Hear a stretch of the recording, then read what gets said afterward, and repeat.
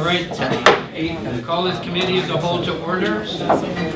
And first item of business is the agenda. Can I have a motion to adopt the agenda? Councilor Cordick. Okay. We don't need a seconder. All those in favor? I guess we could have put additions there, but we didn't. Minutes. The request is to adopt the minutes of November the 12th, Committee of the Whole minutes. Motion. Councilor Thompson, all those in favor? Any business arising from those? Okay, moving down to the petition re the use of the nurse's residence. There's delegation. We don't have a delegation. Oh, yes. The delegation was canceled. Yeah. I am here. Oh, I see, from the petition? Yes, I am. Okay, no, I thought we were talking about the delegation from Social Services Advisory, which is what was canceled. Sir, can you identify yourself and... My name is Greg Skilling. I am from Grand Forks.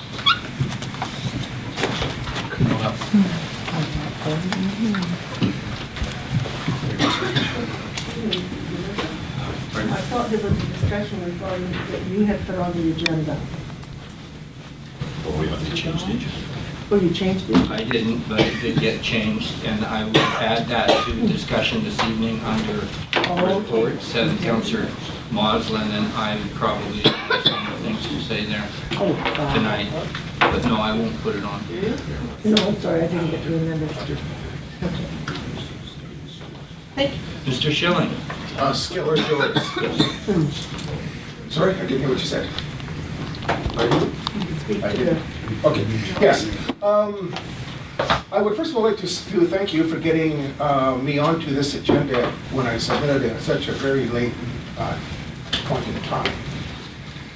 I am against the nurse's residence being used by drug addicts because it lowers property values. My mom, who's quite elderly, lives very close there on 22nd Street. There are also lots of elderly people in the neighborhood. People will not want to park in the parking lot either, I don't think, in the parking lot at the hospital, if there's people roaming around all night or at day. I spoke to various nurses, and they are already taking coffee breaks in pairs because they are afraid to go outside as it is. And also the cost, I understand that the city was going to put in a fair bit of money in this, and I think that it's a provincial responsibility to provide housing. And I guess my main concern is that people wandering around all night stealing stuff. That's about all I have to say. Thank you, Mr. Schilling. This is a committee of the whole meeting, and so I usually give preference to councilors in terms of questions, but it is open as well to gallery. Although, unlike the last regular committee meeting, I don't think we can accept debates going on in the gallery either in the committee as a whole or in our regular meetings at the end of the meeting. So I think we need to tighten up our procedures there. But I would invite anyone from the gallery or council for comment. Councillor Thompson.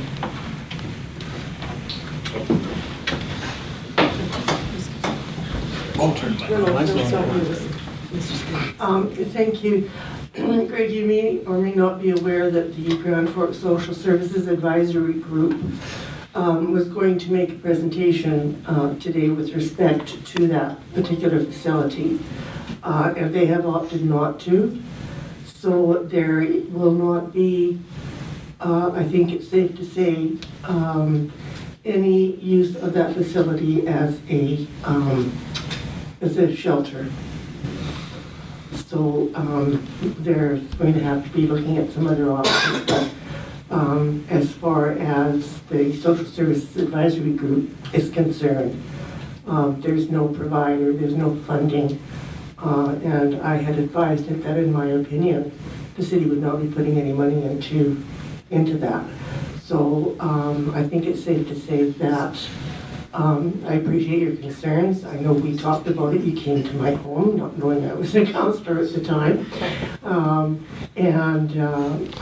I hear your concerns. As you know, I'm very close to that facility as well. So I hope that allays some of your concerns. Yes, it has. Thank you very much for And I think Councillor Thompson recognizes that you can't completely take it off the table at this point, but it doesn't look promising. No. Is that a better way of putting it? Well, yeah, for that particular location. Yes. Yeah. Mr. Schilling, any comments from the floor? Angela, did you want to Well, he comment? did want to say something else, I don't know. Pardon? He was about to say something else. Is there a possibility that the Veronica Lodge will be used as a warming shelter? What is the Veronica Lodge? It's the old RV Lodge. With Councilor, Mr. Skilling, Councilor Zelinski and I visited Veronica Lodge earlier this week at the annual general meeting of the Grand Forks Senior Citizens Society. That building, since that meeting, has gone up for sale again. So no, there's zero chance of that. At this point, it's hard to say, as the mayor has pointed out, to say 0% chance. You know, I don't know, maybe there's like, there's no 0% chance of it ever being used this year. But I do want to point out, Mr. Skilling, that there are those two facilities, the old Women's Transition House and Veronica Lodge, all within that property, within that neighborhood, zoned community use, that are basically vacant or underutilized. Underutilized buildings do not add to a neighborhood. It's been my hope personally that, and I think of the senior citizens, that can we turn that old Hardyview Lodge into something, an amenity for maybe the seniors and certainly for the community. The seniors envisioned it maybe as a future, almost like a drop-in.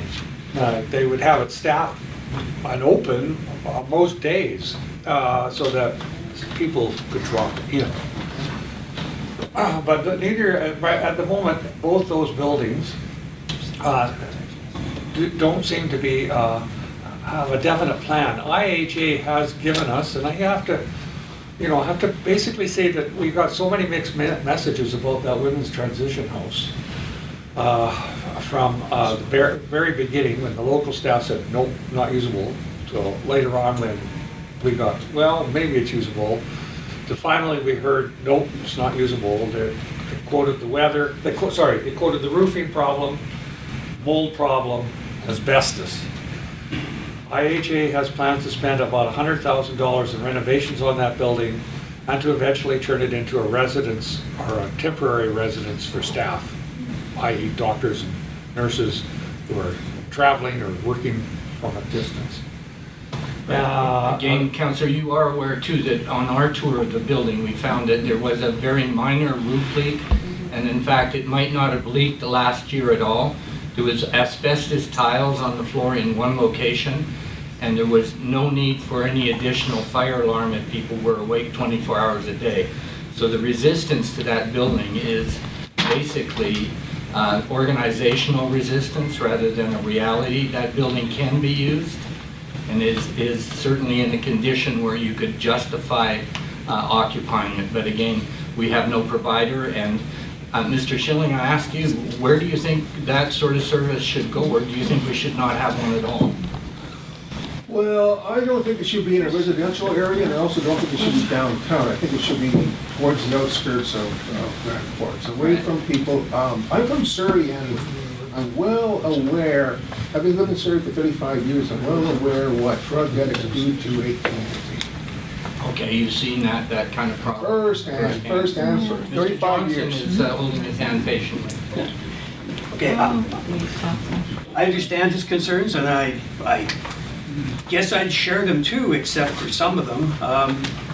Depending on who's actually operating an emergency bad weather shelter, as I understand it, most of them have this thing, if you're not in by a certain hour, 10 o'clock or whatever, you're not getting in, and if you're in, you can't get out. And the idea that somebody would be wandering around the area stealing things when they really would rather be inside instead of freezing to death outside. It just seems kind of counterintuitive to me. And the idea that this is something the province should be doing, I get that, I do, I understand that. The province actually has a way of extending help to communities like ours. They've chosen to use things like BC Housing, which unfortunately a whole bunch of people in this town decided is not good enough, and they have to be chased away. So people in this town who don't want this, don't want any help from the province. They don't want any homeless people being sheltered at all from the looks of things, even though they do protest to the opposite. But I would suggest, a year ago or more, I actually said to this council, I defy you to find any place in this town, within city limits, where you can put a facility like this and not get pushback. I understand you say it should be at the outskirts of town. There's a big field right beside that, and on the other side of the field is the limit of town. That's it. This is the outskirts of town. Anywhere within the city limits, you're going to find people in that area who will push back.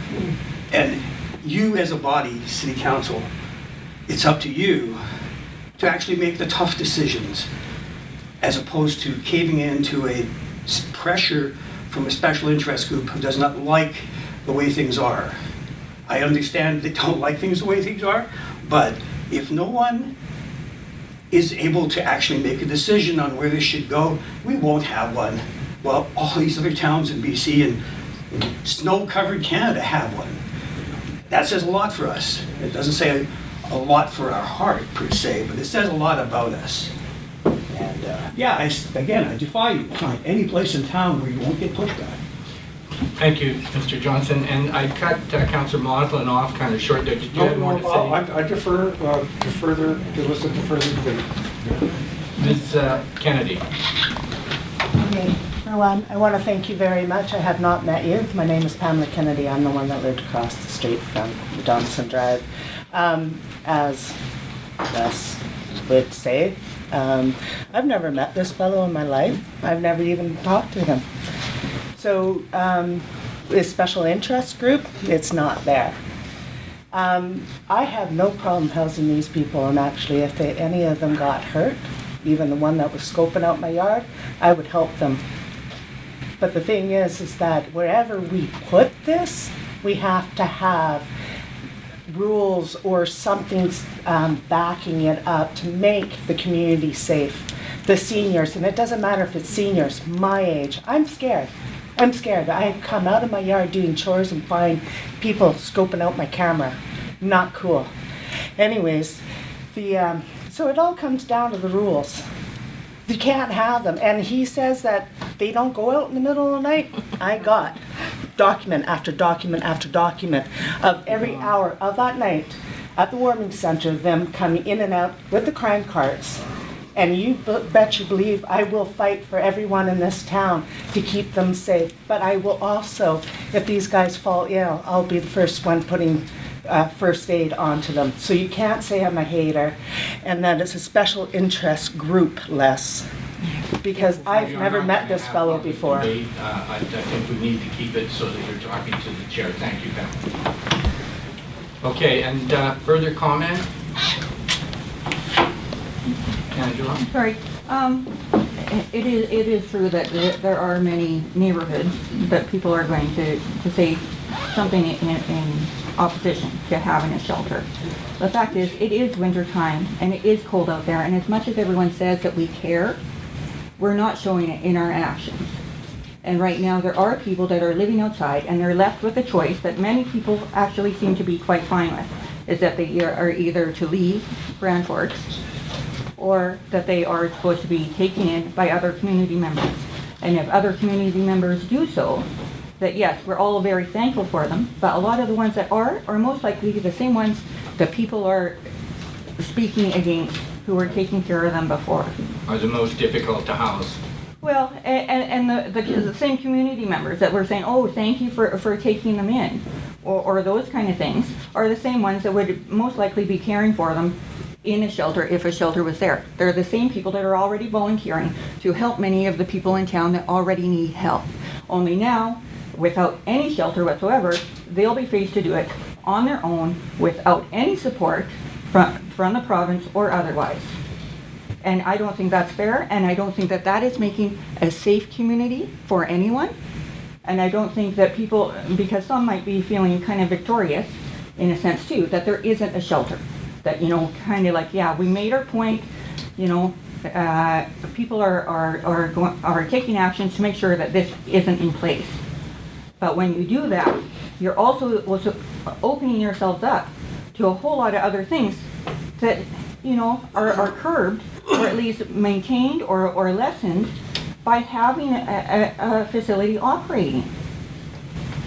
So I don't get this idea that by not having a shelter somewhere, it's keeping people safe. I don't get that. Having people left to freeze outside is not okay. And you guys are the council, and you are the leaders of the community, and people do look to do that, to take care of those that are needing it. Not to just say, oh, well, we'll plan for next year and we can get them out of town, and that works. Because that issue is not going away. There will likely be more and more homeless people over the next few years. And if we continue to allow the intolerance and the idea that only certain kind of individuals become homeless, and they do it, or they become homeless because of choices that they've made, and that, it's easy enough to get a job, and, all of these other issues that go along with it, people have no comprehension really about what it's like to live outside with no money in your pocket, and you're supposed to do that day in and day out, and it's cold out there. Anyone, go out there and spend a week. Leave your wallet at home, leave your bank card at home, leave your little calling list of all your friends, because they might take you in for a little while, but how long is that going to work? I'm sorry, I'm trying to be calm and respectful of everyone and their ideas and their suggestions and their opinions. But at the same time, we need to ask ourselves what is really okay and what is really important. Is allowing people to be outside and live outside okay? Are they going to be able to live outside throughout the winter? They might have been able to in August. And you say, oh, there's all these other problems that go along with it. You have no idea what kind of problems are going to end up happening as it gets more and more cold, as people become more and more desperate. You go outside for a while. Try and use a public bathroom. You go to a restaurant, you go to any building almost, and more you're seeing these little signs pop up. No use of public bathrooms. The city doesn't open up the public bathrooms even in the summertime. Some of them are locked. I watch people on their bicycles, and walking their dogs and everything else, trying to use bathrooms sometimes, and they can't because it's locked. Everyone needs to use a bathroom. How are you supposed to do that when there isn't one? And if there isn't one, where do you end up going? You have to go outside somewhere. The same thing with if you have to be warm, where do you go? Sure, you go by a doorway, you go underneath something, right? You need to try to stay warm and dry. And it's not going to look pretty. And you can make the town look pretty.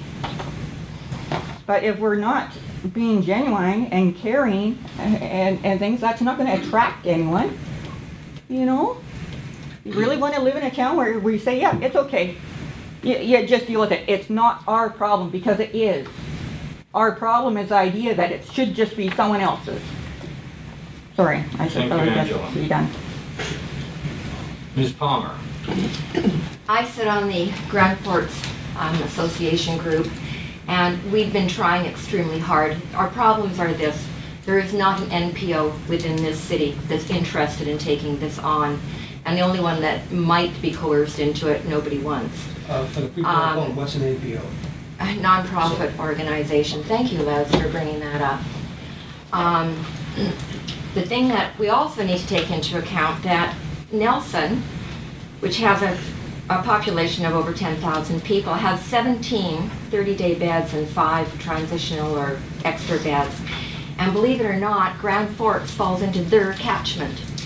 Now, that makes it, let's just say for a moment, that would be 15,000 people, and yet we're only 5,000 or less, probably closer to 4,000 here, and yet, we need to have a 30-bed shelter? I think what the SAG group has been Ms. talking Palmer, about doing, are you referring to in terms of a 30-bed shelter? Nobody's ever Well, discussed that? that's been discussed many times, No, it Mr. Mayor. hasn't. Yeah, it There's has been right down to Supported BCH. housing is the Excuse term. me, yes, and And it's BCH not has the been same as talking. shelter, so you're making it confusing for people that are listening. Thank you. Are you done? I thank you. Thank you. So if we could just get back to a moment. So what we have here is a scenario where, yes, BCH was trying to come in with supportive housing, and now we understand that there is people in the works within City Hall in communication and negotiations with BCH to do a land swap between 2nd Street and Legion, and perhaps somebody would like to address that issue.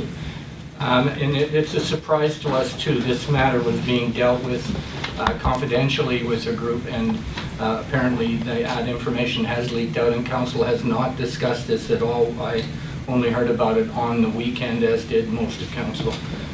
So no, we're not prepared to speak on that at this point. Perhaps we could find out who authorized City Council or City Hall to start negotiations with Yes, BCH. council would have done that, and it wouldn't happen without council agreeing that we wanted that discussion to take place, and so yes, we did. I mean, we I thought can you just come said clean on council that. didn't This is know. an in-camera item, but has been outed with that information that was put online.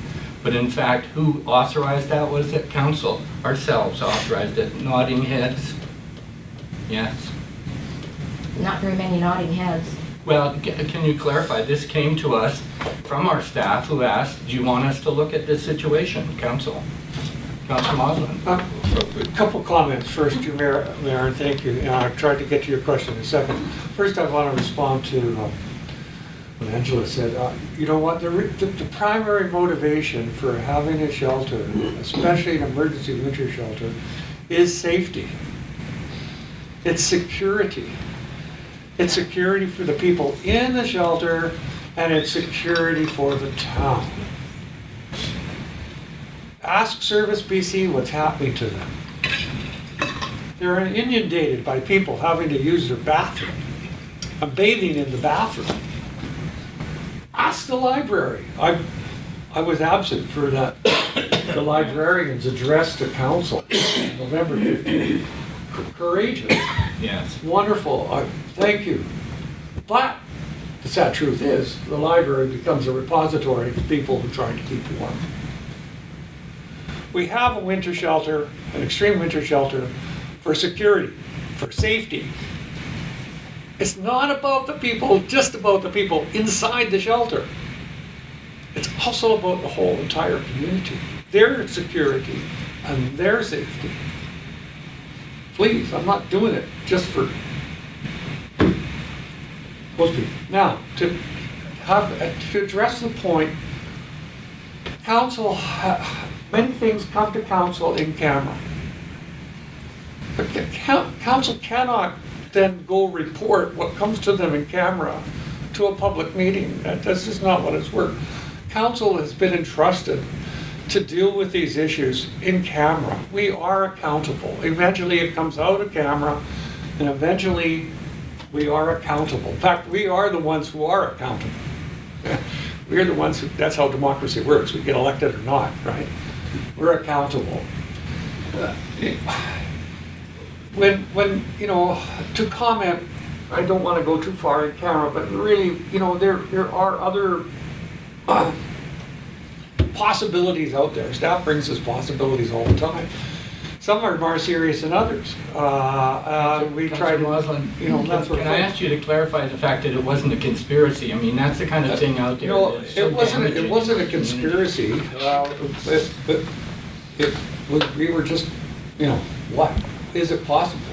You know, we are struggling to find not just a spot for the emergency shelter, and we need to clarify, does council want one or not? Let's not waste any further time if we don't want one. And the supportive housing issue. Do we want one or not? You know, other communities do have supportive housing. It didn't come with a prefab building that looks like something out of a Lego set that BC Housing has come up with. You know, BC built modular homes. apply to BC homelessness, well, kind of looks good to me. But Nelson, for example, the population of 10,000 has the Nelson Care Society, which has been working for almost 2 decades on private money to provide supportive housing and to provide shelters. Nelson Care Society also provides the shelter. We don't have that. We don't have it. So for us, we either are going to scratch together a society that will take those initiatives and plan that and marshal private money and public money into facilities that will work without government, or we rely on government. Anyhow, so we're still struggling. The council needs to clarify too, I think, Mayor, are we in favor of the supportive housing or not? Let's just cut to the chase. If we're not in favor of it, okay, let's just say thanks. Eventually we'll come up with something for our people. But I'm tired of trying to chase trees or chase apparitions that may not necessarily appear. Thanks, Mayor. I hope I helped. Councillor Corley.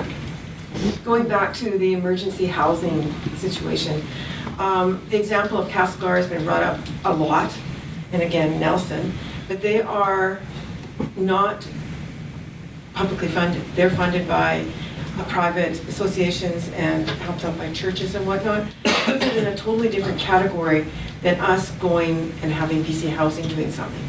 BC Housing rules are completely different from something that is funded privately. Privately, you can have rules and regulations that you're in at 10 and you can't get out till whatever. But BC Housing's not that. So that puts everything in a different light. So comparing Castlegar and saying this is an example, well, it is an example. However, you have to have people that step up to the plate to do that. And so far, everything that's been attempted, nobody wants that responsibility. And I think that's what it's coming down to. And the groups that have the qualifications or whatever it takes to do it, they are overloaded with the projects and the things that they're taking on. So capabilities and being able to stretch things out is getting hard. It's tough. And it's not that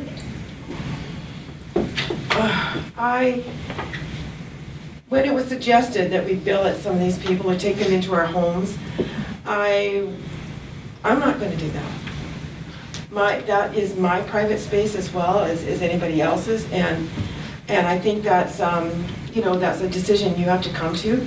It's not as though that there's not thoughts about things like that. Put it into face. So far, the group has come up and they've worked very hard. The social whatever it is, they've done it's a big title. So by the time they've worked hard at coming up with things, but mostly everyone has concerns and it's problematic and it's like, well, yeah, we don't want it here and we don't want it there and we don't want all this stuff. And the general community has also said, we don't want it here, well, what do you want? And I think that nobody's come forward with solutions or even possible suggestions that it might work. It's all dumped on council. I mean, we're also residents of the community, and it's like, I don't want it in my backyard. Well, nobody does. In my front yard either. And I mean, we're exposed to lots. We're a small community. A lot is being asked of us to do. And it's not just us, but the whole community. And answers, well, we need them from everybody. Not just thinking that the body of 6 or 7 of us and staff are going to come up with all the solutions to make this magically disappear or make it better. Because we're just human and we all have a lot on our plates too to try and work our way through. And it's a huge challenge. And it needs to be met by more than just us or the GFSSAG. Did I get that? Just say advisory. AG is what. Hey, I've been practicing that one all the time. Yeah, anyway, I know it's a tough time, and I know we're coming into Christmas, and it makes it even worse. But I think we can just do the best we can, And then unfortunately, it's not always the very best for everyone. But we're all just trying to make it work best we can. That's all I can say. And from a solution standpoint, Councillor Crowe?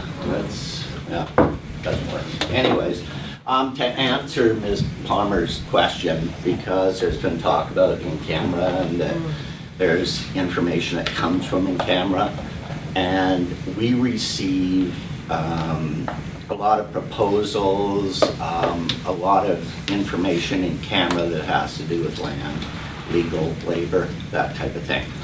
So I will mention it because obviously it's in camera, but not anymore. Yeah, there was the concept that, hey, what about a new Legion with seniors housing above it, traded off, and your supportive housing? Okay, so that's a concept. And comes to council, and council said, sure, let's look at it. Just like every other thing. You can't just turn down stuff without even looking at it. And then asked staff to go see if BC Housing's interested in another seniors housing project and maybe a better location. That's all it is. Nothing's been dealt with, we haven't even talked about it because we don't even know what BC Housing will say. So we've spent the last half an hour talking about shelters that don't exist, and people keep saying, well, give us the keys, blah, blah. We do not have a provider, period. The committee's doing awesome work. They've been trying to contact people that would qualify to be providers to provide that service in our community, and we've had no response. So no providers, no funding, period. It's not this group that's saying no. It's unless you have somebody, you need the three things. So. And before I go to Councillor Thompson and Mr. Johnson, tonight I'm going to introduce hopefully some arguments for the fact that the city and the regional district should take a leadership role at this point in dealing with the homeless issue. Not specifically any solution, but let's get the car running on all the cylinders here. We've limited our staff by talking about facilitating but not doing. And at the same time, the regional district has been brought into this role. He has put a member on the SAG committee, and I think is fully prepared to work with our staff and his staff. So let's get all the brains working on the problem. I think that's our best chance of moving forward. So I'll be introducing that kind of motion tonight to tie us into discussions with the regional district and to give basically a green light to our staff to start talking to our regional people. Let's find some options. Councillor Thompson. Thank you, Mr. Mayor. We have asked our planning department to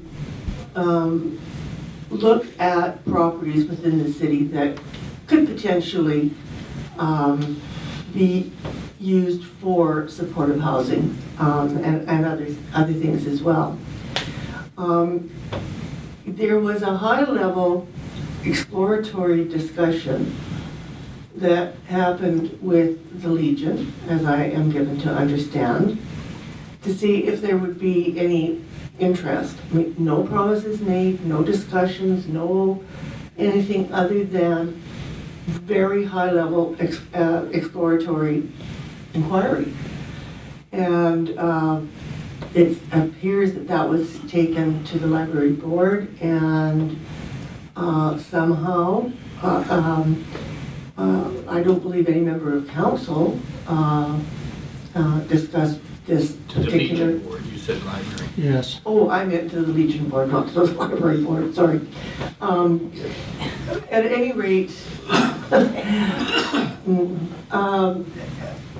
there's nothing decisive. I mean, we look on a regular basis for land issues and for places that we might be interested in for whatever given purpose. But as has been said previously by the members of council, it's in camera. So there's really nothing to report. And when there is something to report, it would be. But right now, it's just, is there an interest? It hasn't even come back to council to say, yeah, they are, or they're not, or whatever. So I think this is being blown way out of proportion at this time. And when we have something to concrete that we can come to the public with and ask for your input, we will. But please, please be patient. Don't make assumptions that aren't there at this point in time. Thank you. Okay, Mr. Johnson.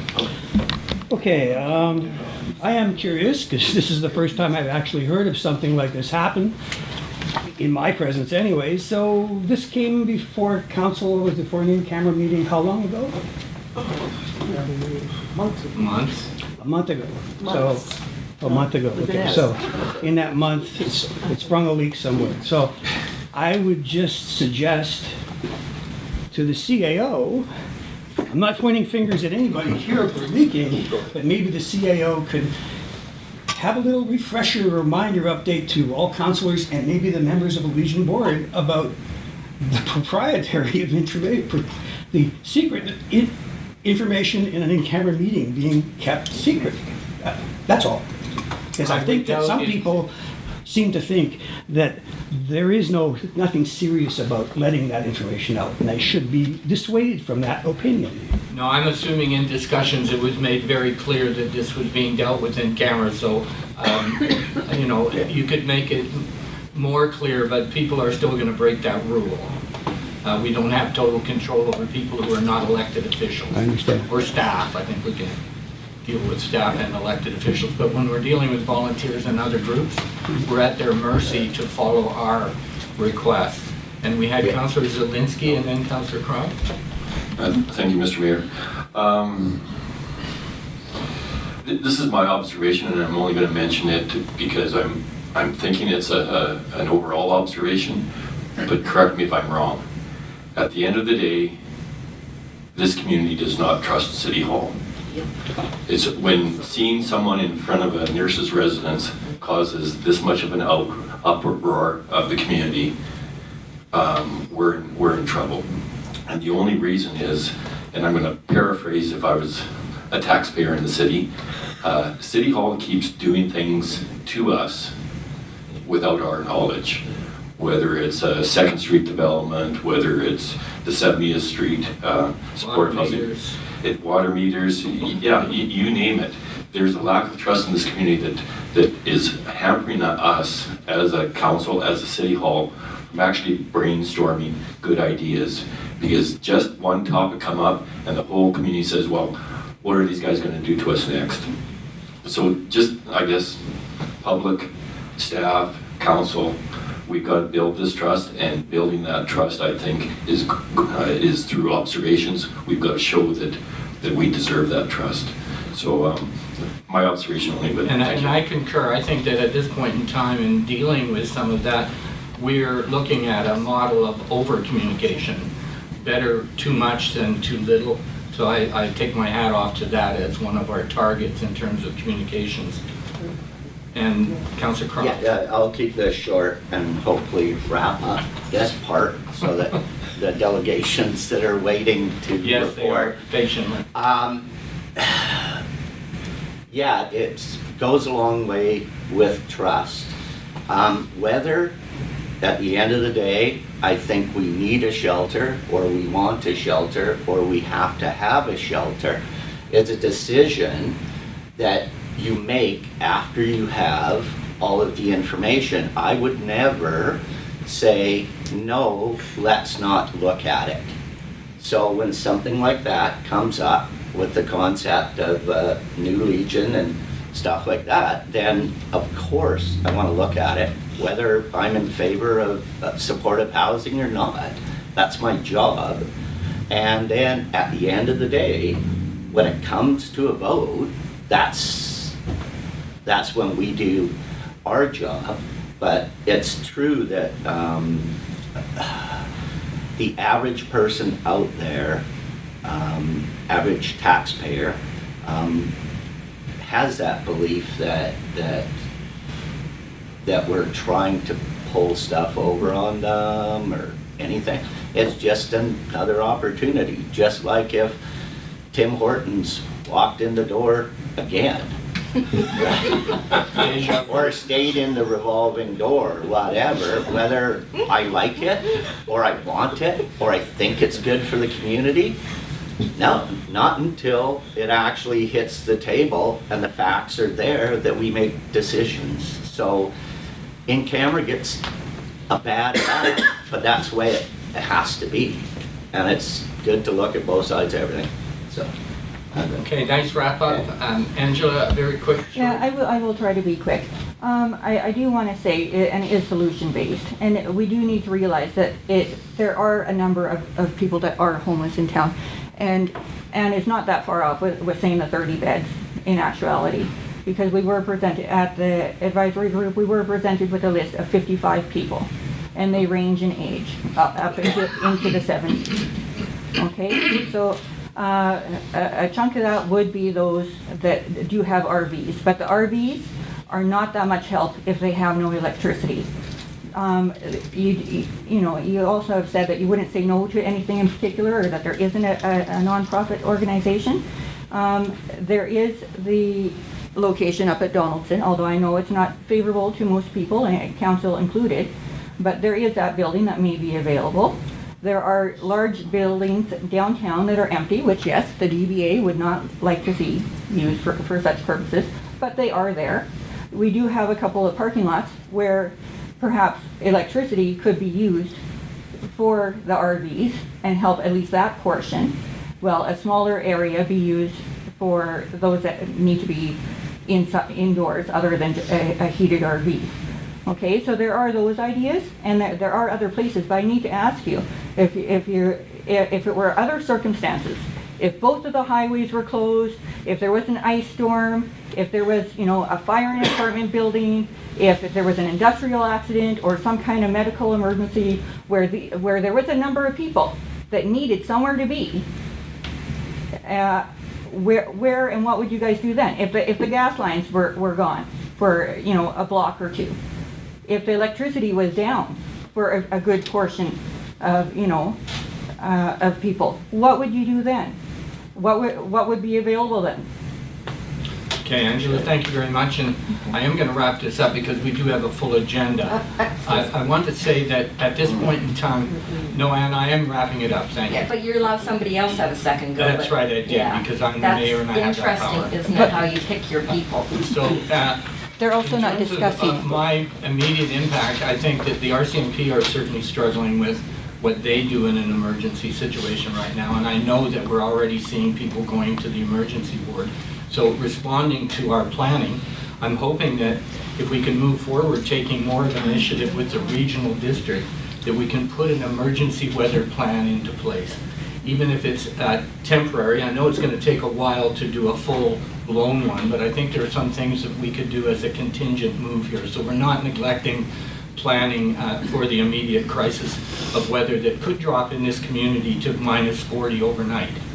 So thank you all very much. There will be further discussion tonight on this, on the regular agenda, and then there'll be an opportunity for comment at the end of the meeting, which, like I said, we'll have to tighten up a bit because of past situations. So thank you very much, and we're moving on in the agenda. Could I have a motion to accept that? We don't have direction in the minutes here to do, but I think we should probably accept the agenda. Councillor Thompson, you know the protocol better? I accept the petition, I'm sorry. Yes, I would move that the petition be received. Okay. All those in favor? All right, thank you very much. Okay, moving down on the agenda, we have a quarterly report from Gallery 2, and we have representatives here. Tim, you're on stage.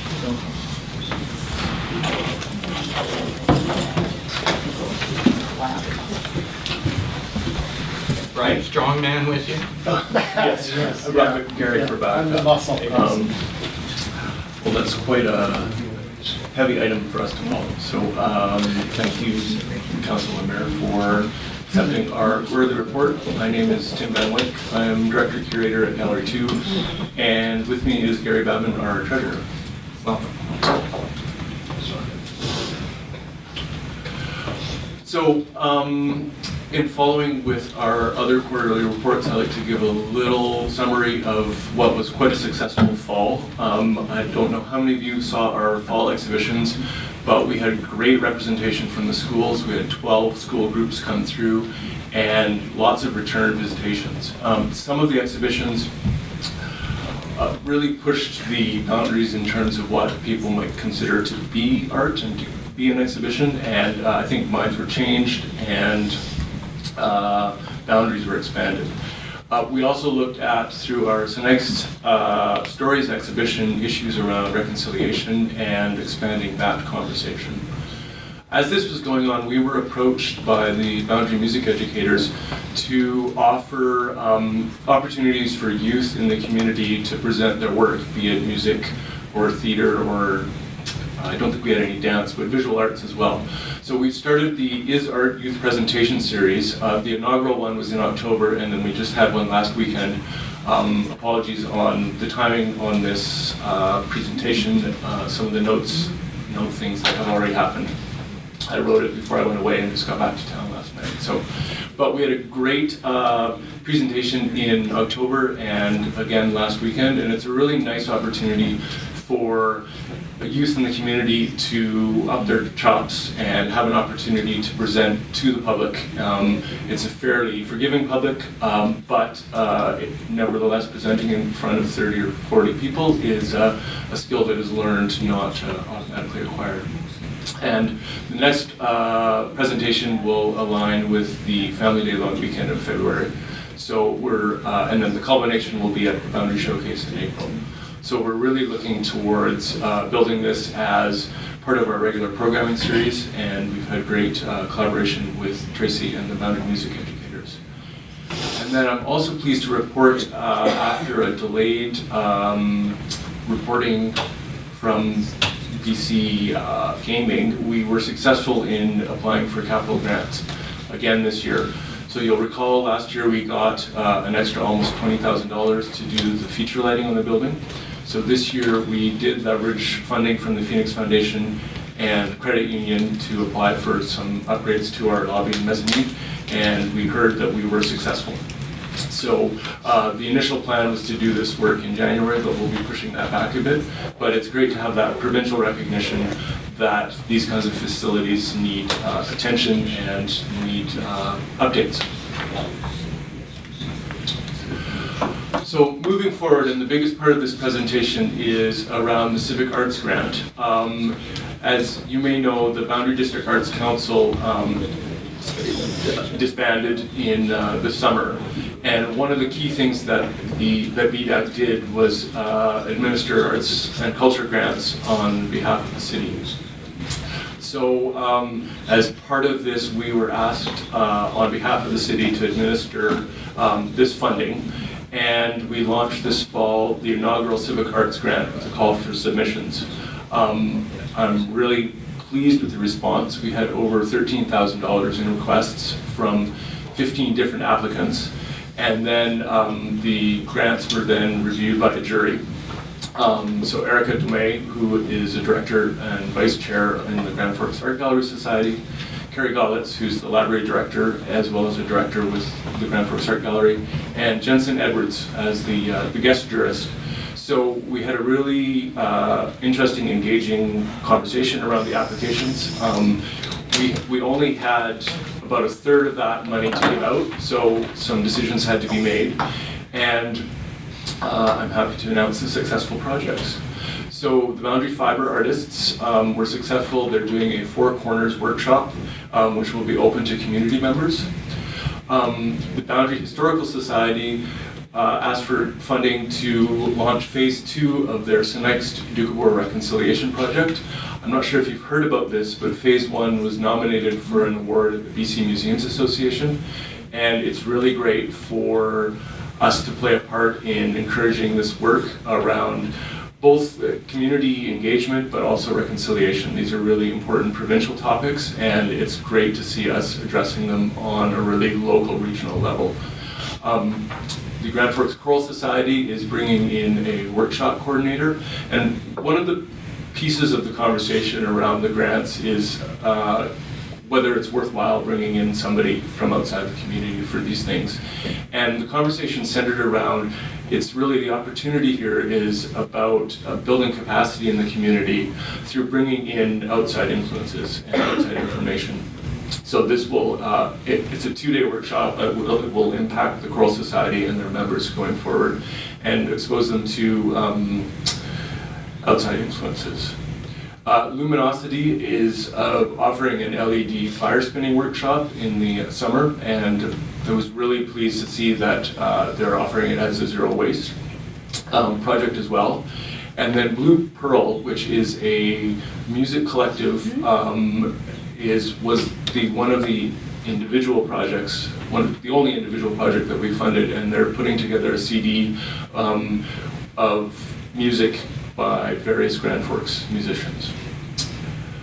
So the other piece that was important with this is we've made it very clear that this funding is from the City of Grand Forks, and so grant acknowledgement is through the City of Grand Forks Civic Arts Grant in all publicity materials, and we'll be checking in through the reporting process to make sure that that's being acknowledged through there, because Gallery 2 is really just acting as a flow-through to administer and adjudicate these funds. So why are we talking about this now? This was based around a separate fee-for-service agreement that we signed in July, and as per that agreement, we need to talk about 2020. So the funding for this year was based on the BDAC amount, and my understanding is that amount is a historical number that has just carried forward for as long as anyone can remember. So one of the pieces with the application process is there's definitely a clear need for increased support for community arts and culture on this basis. In 2019, as I mentioned, we saw just over $13,000 in requests. For $4,500 that was available. We did also learn some lessons through this adjudication process. There's definitely an opportunity to build capacity in the community, and for next year, we'd like to offer at least an information session and some workshop opportunities for applicants. This will provide the opportunity for applicants to basically practice on smaller grants and then look to be able to leverage that ability to apply for other grants and other funding streams. So I think similarly to with the capital funding and the money we get from the Phoenix Foundation, if we can build the capacity in the community to leverage these resources beyond the dollar amount, that's kind of how we see this going. We will also refine the application questions. This year we based it around a maximum request amount for organizations and individuals, and surprise, surprise, everybody asked for the maximum amount. So I think it was really tailored this year to see what the need is and try to understand how to move forward with it. So we'll definitely be refining it and as we move things forward. So based on all that, our 2020 fee-for-service recommendation would be for $8,000. It's an escalation, and I don't see this necessarily as something we're going to have to raise every year, but this is more just looking to align it with the need in the community right now. So, as you may have heard, we had our wine tasting gala. It was another successful fundraiser this year for Gallery 2. Just a reminder that these fundraising events, while they're great fun for the community, and we look to build them as the social events of the season, all proceeds from this help Gallery 2 deliver our exhibitions and programs, which is the core of our mission and mandate. I'd like to thank the staff, volunteers, the board of Gallery 2, all of the wineries, all of the fooderies, and all of the guests for their support. It was another fabulous event. I will note this year, this is the event that we solicit sponsorship from local businesses, and we had excellent sponsor support this year. Sponsor support far outpaced ticket sales in terms of timing. We had people agreeing to it in September, and it was really great to have that level of support from the community. So through that, we raised over $15,000 net for the gallery moving forward. And the decor will be up through the season. Again, my timing is off on this. We also, in collaboration with Aaron Allen, had the Festival of Trees last weekend, and I saw on Facebook it was a fabulous success. The other piece we've been doing, if you note in our main hallway, we've updated our donor recognition wall. This is the draft that has gone up, but what we've done essentially is aligned our donor recognition with the general look and feel of the gallery, and we're doing it in such a way that it's much easier to replace. So we've talked about it at the board level, and there's some policy work that needs to go around who we acknowledge and how we look at things going forward. But our donor recognition right now is based on cumulative donations back to 1991, which is when we incorporated as a society. And so come to the gallery, check out the new donor wall, come to the gift shop. There's lots going on. Quickly, a fiscal update. This is our revenues expenses to the end of October 2019. I'll draw your attention to the bottom right-hand corner, our total net revenue. We're tracking slightly below budget as of the end of October, keeping in mind this is going into our biggest fundraiser of the season. So we're within 1% of our budget. So we're feeling pretty good about these numbers. The biggest variance is around our federal revenue. We did not receive a summer employment grant, so we consequently did not hire a third student. So those two numbers balance each other out on the variance. And I'd like to thank you for your time, and if there's any questions, I'm happy to answer. I'd like to comment on your request for additional funds up to $8,000. I've been on the receiving end of it when it was at the 4 level. And everybody was happy to get it, but it was insignificant in terms of being able to do anything with it. So I really applaud your moving that up a notch. And I think the idea of helping those groups apply for other grants is the way to go. So I certainly would encourage council to consider that in our budget discussions. Further comments, Councilor Select? Thank you, Mr. Mayor. A couple questions. First thing, just knowledge. Who owns the building? We do. The building is owned by the city of Grand Forks. We have a 25-year lease agreement with an option to renew. You mentioned capacity building. What does that look like? I've been hearing that for many, many years, that a lot of grants are tied to capacity building. And what does that look like in our community? What's a success for you? Are you speaking to the Civic Arts grant or Yeah. the gallery's capacity? Well, you mentioned some of the grants are to build capacity. What does that look like? What does success look like for you? Well, success would look like increased numbers of arts and culture organizations having money to do projects and proceed with projects. So part of the capacity, and I think where we can help, is there are other funding streams available.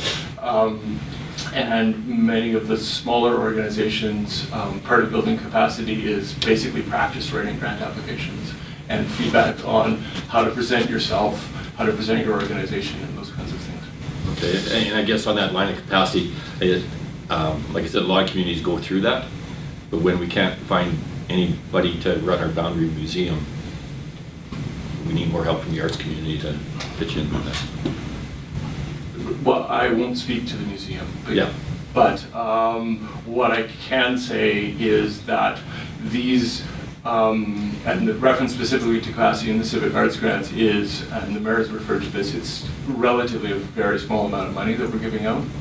And it's amazing to see what smaller organizations and any not-for-profits do to leverage small amounts of money to do really amazing things. So I think that's where the capacity is these small seed funds essentially are what is building arts and culture in the community. Further. And John. Sorry, I didn't see you fast. Sorry. Go ahead, Angela. I do think that you guys do a really wonderful job, and I really enjoy going to the gallery. I was wondering, like with your is art that you have, would it? I think you guys just have the display there for a very short period of time. Is there a way that you guys could think about keeping it there for like a week or two, so that more people get in there to be able to see what the kids have done? But right now, what we're trying to do with that is build it around having multiple opportunities to present rather than ongoing displays. And then that way we can be really flexible in terms of when we offer it and how many resources we're putting towards it. If we got into doing sort of further exhibitions, that has trickle-down impacts on other programs at the gallery. So it's really, right now we're at the let's try this out and workshop it and see where it goes from here. But is it only the one day then? Yes. Yeah. Yeah. See, and I understand that you have other exhibits, and so you wouldn't want to, you can't leave it up there for 6 weeks, and I get that. I was just wondering if you could leave it in there for maybe a full week or something, so that the community has more of an opportunity to check it out. That's excellent feedback. About half of the work in it is performance-based. Yeah. So it's really about, and that's the impetus of it came from the music educators. Right. So it's really about looking at how we present that performance-based work. So the other piece is we do encourage everybody, we do the Boundary Showcase, which I'll be talking about next time, and all participants in the Is Art presentation are more than welcome to show at the Boundary Showcase, which is right. And would they be allowed to submit the same article, or yes.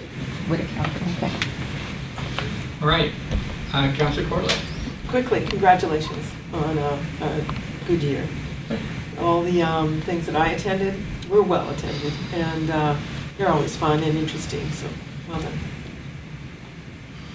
So, Councillor Moore. Yes, so Mayor, just for your direction, there was a request for additional funding. Is it appropriate now to put a motion on the floor about that? We're going into budget. I'm thinking we probably should wait to budget on it, but No, I'm we should lobbying refer for it. We should refer it to the budget. Can we do that? Yeah. Councillor Thompson wants, or Councillor Stindley makes that motion? Yeah, I was just going to add to the conversation. I believe in the past, we've always had about that same amount set aside for Boundary District Arts Council. So in theory, it would just be a matter of reallocating it to the gallery, if I'm correct in my memory there. Yeah, I thought we only had 5 in there or something for arts, but let's look at it. Similar Yeah, amount. refer it to the budget.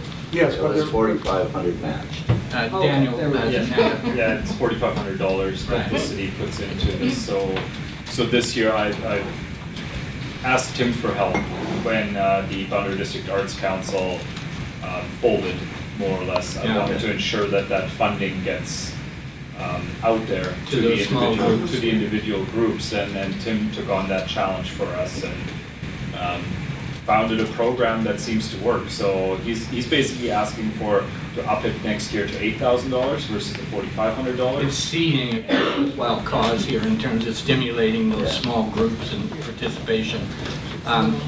We have a motion from Councillor Thompson to I'll second refer it. to Oh, the I budget, don't and have to Councillor Crog. second it. A question on that. When we did the 4,500, they always got matching 4,500. I'm not sure where that came from. Somewhere in the province, obviously. So when we're looking at this, reallocating the 4,500 to be done, will we still get, or can we set it up so that we definitely get the matching Right. funds so that they get Tim has an 9,000, answer. not 4,500? Yeah, and I can speak to that. Unfortunately, the way the BC Arts Council funding streams work, Gallery 2 is not eligible to match that through there's the professional stream and the community stream. And the Arts Councils get money through the community stream, and Gallery 2 is funded through the professional stream. So we're able to adjudicate and allocate the city funds, but we're not eligible to apply for the matching funding from the BC Arts Council for that. I will say that should a Community Arts Council wish to reform, I would more than happily They would need to form a nonprofit. Yeah, essentially you need a separate association to apply for community arts funding through the Arts Council. Mr. Johnson. I have a comment here from Facebook. I'll leave it up to you to figure out who made it. Gallery 2 is an organization that would fiscally benefit if the boundary was included in the Columbia Basin Trust. And City Council should be actively pushing for the inclusion as all of our watershed flows into the Columbia River. We're the only area in the RDKB not in the Columbia Basin Trust, something area RDKB reps is also not being actively corrected. So we have to know who sent that back to us, just for our records. Pardon me? From the Columbia Basin Trust. No, it's not from the trust. And I can assure you that we have that on our agenda constantly. We are thinking of ways that we can deal with the Columbia Basin Trust, so it's kind of a red herring here in the middle of your presentation. Okay, well, I won't wade into the trust, although You did a good job of describing the watershed that belongs to it this Yes. summer. Very creative. Yes, well, and the trust is a whole other conversation, as everyone knows. I will say that we, the arts organizations that are in the trust that benefit from it, we tangentially benefit from that through our touring exhibitions that come from them. And speaking to Councillor Zelinski's question about capacity, the trust building capacity and other arts organizations benefits all arts organizations. But no, we're not, I'd love to have access to that as well. Councillor Thompson. Thank you, that was an excellent presentation, Tim. I was just going to comment that the $4,500, I think was the amount granted by the city to the Arts Council from its inception in, I believe it was 1994. So, you know, with inflation, I'm going to support that. All right, thank you. All right, so motion to accept the report from Councillor Corlick. No, I meant, didn't I make a motion? You did. Yeah. Yeah. That was the last one. To the did you not make a motion, Councillor, to refer Yeah, we got to to the financial? Yes, we did. We'll vote on that then. This is to refer it to the budget. All those in favor? And on accepting it as a report, we have Councillor Corlick on record. All those in favor? Thank you very much for your presentation. And you're a very sophisticated, well-run organization. And you do us well in the community. You've come a long way. Yes. Councillor Pensive. Yeah, just a question to staff. Hopefully, all these groups don't have to make presentations to council to get their increases on the list for the budget process. I guess, I don't know, BMX, if we gave BMX 5,000 last year, we're asking for 6. Hopefully that gets into our budget process. They don't have to make a presentation in front of us for that to get on the agenda. I would be surprised you didn't want more details. So glad they want the increase. Well, increases are going to be a problem for us anyway come budget time, but I'm just hoping that we're not pushing everybody. Since we did the overload our agenda. Well, just so that every group doesn't have to sit here and expect to get their. But that's part of the fee for service. Daniel? Yeah, thanks, Mr. Mayor. So in the past, when the larger organizations such as the Chamber, the Art Gallery, the Boundary Museum, we've requested that during one of their quarterly updates, they include a fee-for-service kind of portion so they can bring this forward somewhere in between September and December, so it can then straight feed into the budgeting process. During the budgeting process, I usually ask all the organizations to be in attendance, especially the ones that sent in letters with some larger requests for increases. Simply so that if council has any questions during the operational budget, they can ask the individual groups specifics at that point if necessary. Right on top of it. Thank you very much, Daniel. Thanks. Thank you. Speaking on behalf of the board, I'd like to recommend Tim for the efforts he's made in making these exhibitions and running the operation to bring it to the first-class level that it is. And I'd like to urge everyone in this room to make an effort in 2020 to visit and make at least one visit to the gallery, because it is truly a world-class operation. Thank you. Cultural Center. Thank you very much. And I'd be remiss if I didn't say our next exhibition opening is January 31st at 6 p.m. and Artist Talk on February 1st at 1 p.m. Excellent, excellent, thank you. Okay.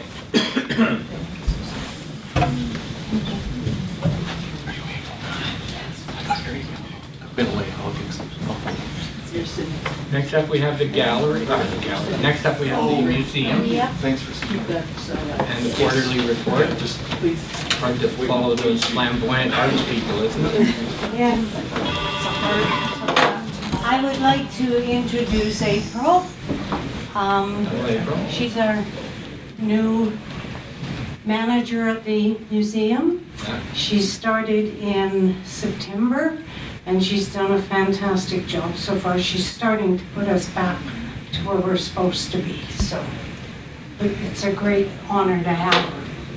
Okay, let's get your She's full gonna- names for the record here. They're probably looking for My name is April Anderson, April Anderson. Thank you. and this is our board of directors here. Lee Derhousoff is the president, and that's the rest of them. And I'll just go up to slide 3. And our staff, I'm joined by Owen Cameron, the museum coordinator, and Samantha Starchuk, she's our Friday assistant. Our staff at the Boundary Community Archives is archivist Sue Adrain, and volunteer assistants are Megan Schlaze, Penny Mansell, Jerry Hill, and Will Pritchard. The City Archives currently covers the incorporation of 1897 through to the 1940s. A large percentage of the collection has been rehoused in acid-free file folders and National Archives standard Hollinger boxes, which will serve to protect the sensitive archival documents indefinitely.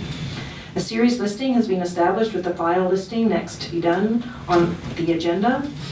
When complete, these items will then be put on a searchable database. In addition, over 500 maps have been documented, stored in sections of high quality density polyethylene pipe labeled and entered on MS Access.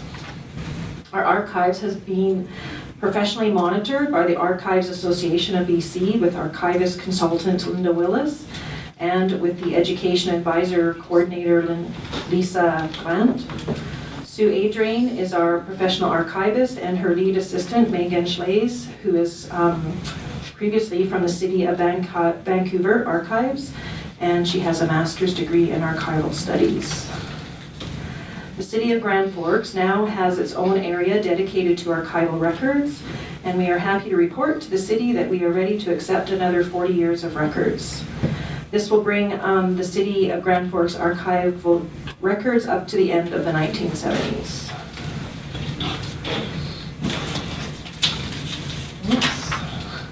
Our summer students, Olivia Starchuk, Tanner Remo, along with Owen Cameron, did a splendid job getting the Black Hawk livery building cleaned and organized. It's been up and running and showing as an exhibit since this summer, and we've had lots of positive feedback from our visitors. We're currently assembling signage and for the buggies and the stagecoach here, as well as other highlights of this exhibit, and we look forward to showing this off next spring, as we've already received, lots of good feedback. Our blacksmith shop is fully operational with live demonstrations and hands-on experiences for our visitors. Our aim is to promote the various aspects of the craft of blacksmithing, including professionals, hobbyists, and artists. This trade is very much active in our present day.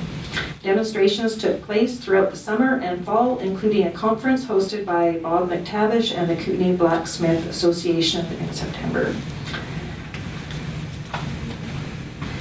The Near Center of Peace in Castlegar nominated our exhibit, the 2009 Plus Siniacs Doukhobor Reconciliation Project, for the BC Museum Association Award of Merit for Excellence in Collections this past fall. The Boundary Museum Society is honored for this nomination and, more importantly, grateful for the collaboration of our brilliant prior staff and community volunteers that made this exhibit so notable. An Aboriginal blessing from the Siniacs people and a heartfelt apology from the Doukhobors completed a reconciliation that story began 100 years earlier.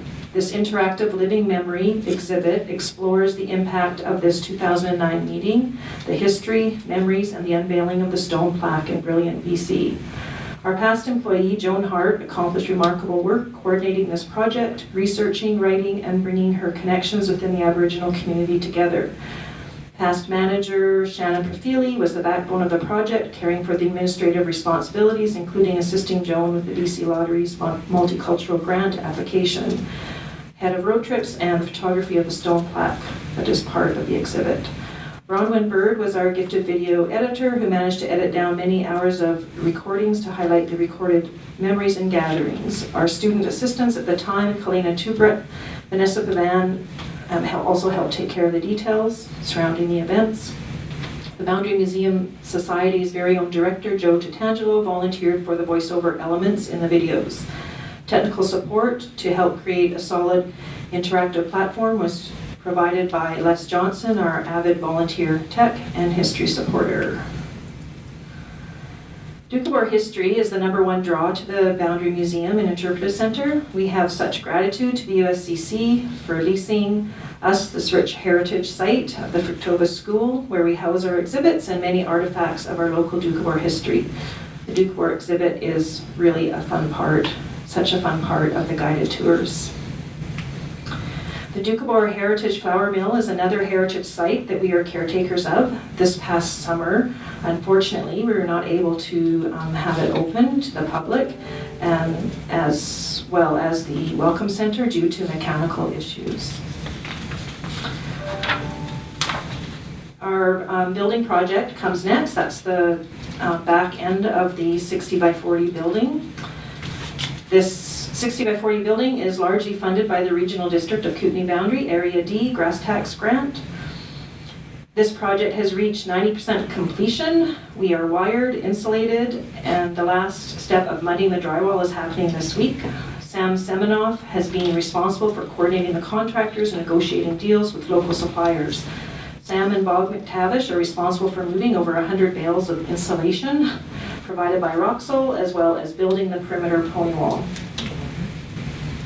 We now have many more local organizations and businesses and individuals that have generously donated material, times, and funds to this project. Grand Forks Volunteer Firefighters, Rotary Grand Forks, Interfor, Rockwool, Morrissey Creek Building Supplies, Boundary Electric, USCC Ladies, Moody Quilters, Boundary Trust, and many more private donors. The end of this project is fast approaching, and we're getting excited to have the restored tankers and antique fire trucks on display. We will be hosting a Spring Fling grand opening in May 2020 to show our appreciation to our financial supporters and volunteers by sharing our pride in our new antique fire truck exhibit. The date will be announced in January, and of course all City Council members can expect to see a personal invitation to this fun community event. This summer, venue rentals included 2 weddings, a family reunion, a celebration of life, as well as weekly craft sessions with the Sunshine Valley Community Services. Our dedicated volunteers rise early on Thursday mornings throughout summer to hand make bread in our historic Petch, which is the Russian outdoor oven. Special thanks to Irene and Nancy Perepelkin, Larry Jamayoff, and Joe Tatangelo. Our venue hosted Namgar, a female vocalist, and her band straight from Russia for our summer night of rich cultural entertainment. Our venue was also host to the annual Kootenay Co-op Harvest Festival. We provided free museum admission days and had over 300 visitors to the museum. Thank goodness we had plenty of volunteers to give tours to our many guests. Participants in an exhibit scavenger hunt were able to enter a draw for family memberships and gift baskets. Winners are Larissa Van Mark and Christine Lett. This fun artifact guessing game was a crowd pleaser at both the Fall Fair as well as the Harvest Festival. Participants entered to win a family membership, and winners are Daryl Chard and Alf Enns. In October, our summer student, Samantha, organized this special fun event for the youth. Many teenage volunteers gracefully came to help. Olivia Starchuk, Bree Corley, Isaac Horvath, Lyndon Webster Christ, Ivy Broad, and Kayla Birch. This bat habitat initiative is a result of our partnership with the Granby Wilderness Society. Jenny Colsill, our local biologist, helped coordinate this project with the work by Gary Smith. Fortis donated the pole as well as the heavy equipment. And the Boundary Woodworkers Guild built a solid house. Stryker Industries provided the labor in making the sturdy bracket, which was designed by Shannon Lawrence. The Woodworkers Guild did an awesome job replacing both sets of our front steps at the Fructova School, as well as building 14 wooden signage stands for our buggies, stagecoach, and sled. Special thanks to Bob McTavish, Sam Semenoff, Peter Kuchin, John Walters, and Dick Jones. This fall, we had teachers from Grand Forks Secondary School spend a couple days with us to plan curriculum experiences and help develop tours for the museum and interpretive center. Thanks to Sean Anderson, Dave Reimer, Laura Matheson, and Kristen Mary. Our website, boundarymuseum.com, was corrupt for a couple months this summer. We were really concerned that we may have to start from scratch until Les Johnson came to the rescue. He used his technology detective skills to discover and resolve the issue. He continues to offer our staff training and is a valuable resource. We are initiating our plan to provide valuable content to promote our collection, exhibits, and programs, volunteerism, and many partnerships. So please feel free to visit our site. Thanks to recent investment made through the Boundary Museum Society, we have upgraded with 2 new computers, giving us Windows 10, central backup server, and extra file storage. In addition, we have resourced free Microsoft Office nonprofit accounts through their charity program. We have now updated MS applications and programs to improve organization, communications, research, and planning for museum staff. This Lee Derhausoff was awarded actually Volunteer of the Year. And with so many staff transitions this summer, Lee carried the museum through this challenging time with many dedicated office hours and training of new staff. She has handed over the baton with grace. Lee has also spent many hours hosting tours of the Boundary Museum exhibits throughout her service. In addition, she has spent many years of dedication with our artifact collection and more recently accessioning over 1,400 objects for Bob's Tool Room exhibit. Lee has served 7 years as a board member and her term as president is coming to an end in May 2020. Our financial team is made up of our bookkeeper, Jeanette McGregor, and our treasurer, Kathy Rush. Once our year end of December 31st is complete, we will be updating our Sage 50 2012 software program to Sage 50 Professional 2020. Plans are in place to have our financial statements accountant reviewed by our local accounting firm, KH Birch Kynes, in support of our new fee-for-service early in the new year. We are happy to open the door to new grant opportunities once our review is complete. Our blacksmith shop, unfortunately, has suffered a huge loss through theft last month. Our shop was broken into using wire cutters and both our antique anvils were stolen, as well as 5 to 6 tongs, several wrenches, and a propane torch, and we are heartbroken. This shop has taken considerable time and money to set up, and it provides education to our visitors, young and old. Cost of goods stolen, the anvils at least $1,000 each, and at least another $500 for the miscellaneous tools. We are currently creating a GoFundMe charity online fundraiser to rebuild our blacksmith shop, and hopefully, with support, we will be able to generate enough funds to replace these stolen valuables and beef up our security, as well as top up our coal supply. Our goal is $5,500. I would like to extend a huge thank you to the City of Grand Forks, the Regional District of the Kootenay Boundary, the USCC, as well as many other local and provincial funders. Oops, how do I go back? There we go. I'd like to end this presentation with a quote from Helen Keller: "Alone we can do so little, but together we can do so much." The Boundary Museum Society is built on a foundation of volunteerism and community partnerships. We are eternally grateful for such supportive community members. Thank you for your time. It has been a long time since we're in that old building by Chira Park. How many years? 15? 12. So, questions, comments? Councillor Zelinski. Thank you, Mr. Mayor. You submitted some budget numbers with your presentation. Yeah. Did those include the archives? The cost for bringing the archives downstairs Yes. included? Yes. The other question I have is, we were given this AABC report, 2017. Yeah. There's 5 recommendations in there. Do you know how we're doing on those 5 recommendations? Yeah, they're following the recommendations. Yeah. So are we making headway? Like this was 2017, are we making headway, or are you running into any problems to fulfill those recommendations? Yeah, they're making headway. They're basically using that as a framework to,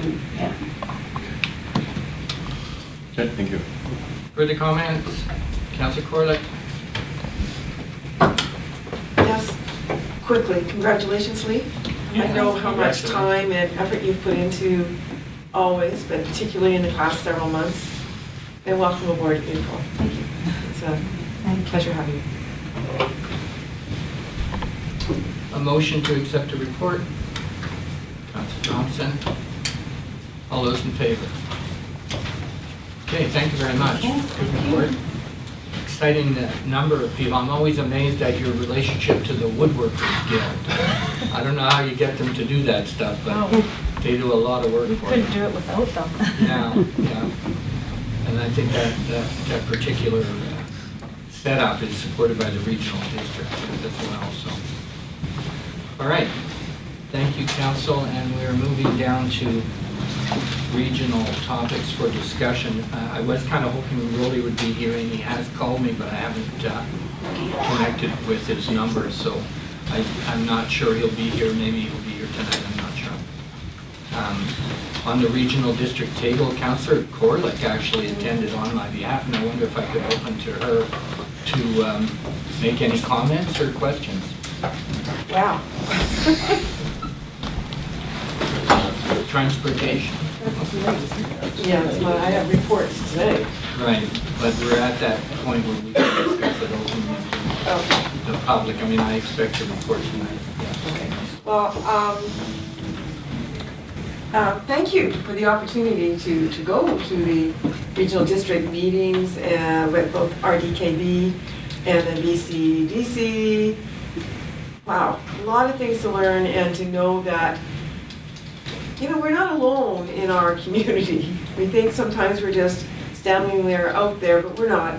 And the overreaching issues that are coming, that are here, they have to be dealt with, are going to be challenging. And it's going to be interesting to see how regional district approaches them and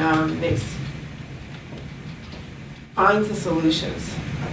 And most anything that's going to be solved will be with the help and the cooperation of residents of our area, Grand Forks, City of Grand Forks, as well as Area D, because it concerns us all. And it'll be interesting. I have a little more in-depth report for tonight.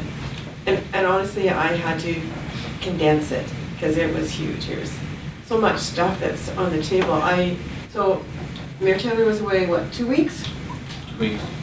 In that 2 weeks, I attended 4 meetings with RDKB and BCDC and innumerable travel trips. So it was a very interesting process, and I do have a more complete report tonight. So.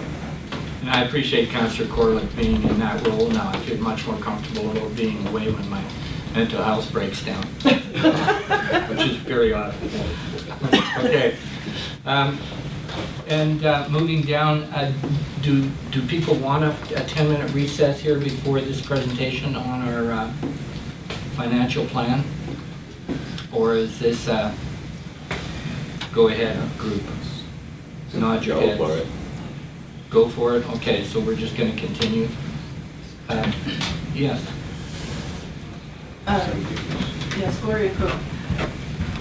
I would like to ask that the regional district rep, yourself, Mr. Mayor, and whoever you appoint, provide a more detailed report of your Area D attendance at the meetings and such. Often you refer us to a website, but that's, at these meetings, it would be good to have a more detailed report verbally. Thank you. Councillor Corlett? Thank you, Mrs. Cook. As I say, tonight I have a little more in-depth. It was challenging just to make it so that I don't have people falling asleep on me tonight, because I have the longest council report I have ever had since I got here. So it will be interesting, and I understand what you're saying, but because there's a lot, and to filter it all down, and so you know the basics of everything, and that's all that we can present in many cases. It's just kind of like the highlights and possibilities. Those things that affect us most. That's fine, except to refer you to a website is, I'd like a little more. That's not on my list. Summary detail, Right. Detailed summary. Yeah. Thank you. I hear your That's request. what you get. Thank you. Councillor Moslin? So, Mayor, this item on our agenda is regional topics for discussion with Area D. Can I bring up one? Can I stop you? Well, I don't want to be redundant with. Well, and I've got to watch the time frames here, but go ahead. Well, I just want to inform council, and I think it's coming up for further discussion tonight, that at the last advisory group meeting, Sergeant Pepler, our local RCMP detachment, did canvass shelters throughout the regional district, and basically did report back that they were full and turning away people themselves.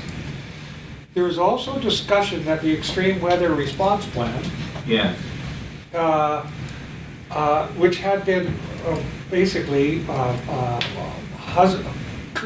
husbanded by Beth's, with the demise of Beth's, that extreme weather response plan has disappeared, evaporated, I don't know quite what the right word is, no longer applies. And considering the need, and Angela brought it up earlier, if there is an extreme weather event or an extreme or weather related emergency, she mentioned an ice storm, we were kind of scratching our heads and felt that that the extreme weather response plan was actually missing. And the following motion was made at the advisory group level. Council is aware of it. I have forwarded those minutes, but I just want to put it on the table at the committee of the whole meeting. Could you read that out? Pardon me? Could you read that out? The one that that was passed at the advisory group level was moved that the advisory group recommend that council and the regional district develop an emergency extreme weather response plan as soon as possible. So it's pretty simple. Right. That we feel that it was felt that the regional district does have an emergency response plan. Have I got that correct? That encompasses flood, fire, but does not encompass the weather. Extreme weather. Extreme weather. And, don't have a shelter, but we don't have a plan either. Anyhow, Mayor, so I'm just bringing that up at the committee of the whole, that just, if everybody wants it. I too was hoping that Mr. Russell would be here this morning so we could kick that out at the committee of the whole level. Anyhow, I'll bring that up. Maybe it'll engender some conversation. Councillor Corlick first, and then we'll go. Okay, just briefly, the extreme weather thing is to be determined by the government for your area when it hits a specific temperature. Yeah. And then it's kicked back to us, and there is no plan for the extreme weather at this time. No. But it's only at this time. It is on the table, and it's just no definite things being done yet. So you're reporting that from your meeting? Mm-hmm. Thank you, Councillor. I haven't heard that. Thank you. Mr. James. Thank you. Good morning, Your Worship. Good morning, councillors. My name's Nigel James, and I reside in Grand Forks. Regarding the shelters, etc., it was one or two committee of the whole meetings ago when it was raised about the definitions of various shelters and so on, and I thought that item was pretty well closed. The only problem that I could see was the emergency shelter, because of the word emergency, which I believe, as Mrs. Cornick said, that it has to be invoked by a senior level of government or something like that. Because, so therefore, and the emergency is, yeah, I mean, it's always cold in winter. So the likelihood of having an emergency winter, unless it gets down to being like at Winnipeg, then yeah, we don't need an emergency. We just need a cold weather shelter. Thank you. Thank you. All right. Are we at that point where I can ask again that we are going ahead with this? We're not taking a recess, so I will open up to the discussion of the 2020 financial plan. This is a workshop, and I'm assuming that our CFO is guiding us through it.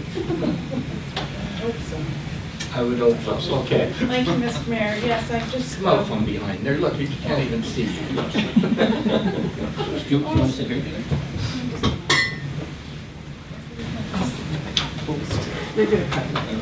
Yeah, so this is the timeline. This is the timeline. Yeah. Yes. Okay, thank you, Mr. Mayor. Yeah, so I just proposed some dates for potential workshops for the budgeting process. It basically follows the same timeline as we used last year. There's a contingency meeting for the 18th in case we don't get through all the other presentations before. And there was a question whether, because February 10th is a committee of the whole meeting date, whether that one might need to be moved to a different date. That's. I would think, depending on our efficiency as a council, these things could move around to some extent. I have all noted. So, council, do you see any difficulty in accepting this as a basic time frame? Question. Why is the 18th highlighted? I just did that. I know you did. Just conspiracy. All right, Councillor Corley. Councillor Corley. Well, how do you do? Councillor Zelinski. Thank you, Mr. Mayor. Is there any way that council can get involved a little earlier? In our 5-year financial plan, we see the list of capital projects, and we know that's been out of date for I don't know how long. And we've never gone back to say what's priority for this council on that stuff. I was hoping that we'd have a conversation about some of those projects.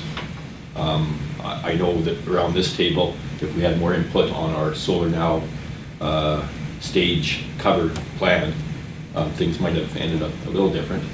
But if we can get talking about those capital projects sooner than later, I guess. Can we answer that? Is that wise as a suggestion? Other councillors' comments? I'm not understanding exactly what council is asking. So for the last year since we've been sitting here, we've been given a 5-year financial plan that lists the sidewalk by Silver Kettle on it every time, something that's been completed for over the last year. So I'm wondering when council is going to be able to get a look at these projects to say, yeah, they're still valid, or no, they're not valid. The one thing that I've mentioned many times before, and I see on this next agenda item, it's kind of sinking in, that planning documents are not capital projects. And so an electrical master plan or other things that are listed on that 5-year capital plan list should not be there in my books. And I would like to have that discussion. And I'm just wondering whether or not we can have that discussion before the schedule. All right, council, do you want to have that discussion? Pipe in. Councillor? Yeah, I was just going to say, I've collected in at least most of the capital projects that management staff has. Oh, so you got all those old ones dumped on you? Well, yeah, they're kind of, I'm juggling that right now, quite frankly. Got a little behind with some of the the DMAP stuff. So probably a few weeks behind relative to the schedule here. But my plan was actually, and you'll hear about this a little bit later, was to actually do a bit, and this speaks to exactly what you were saying, a bit of a revamp on how we actually prioritize our capital frameworks.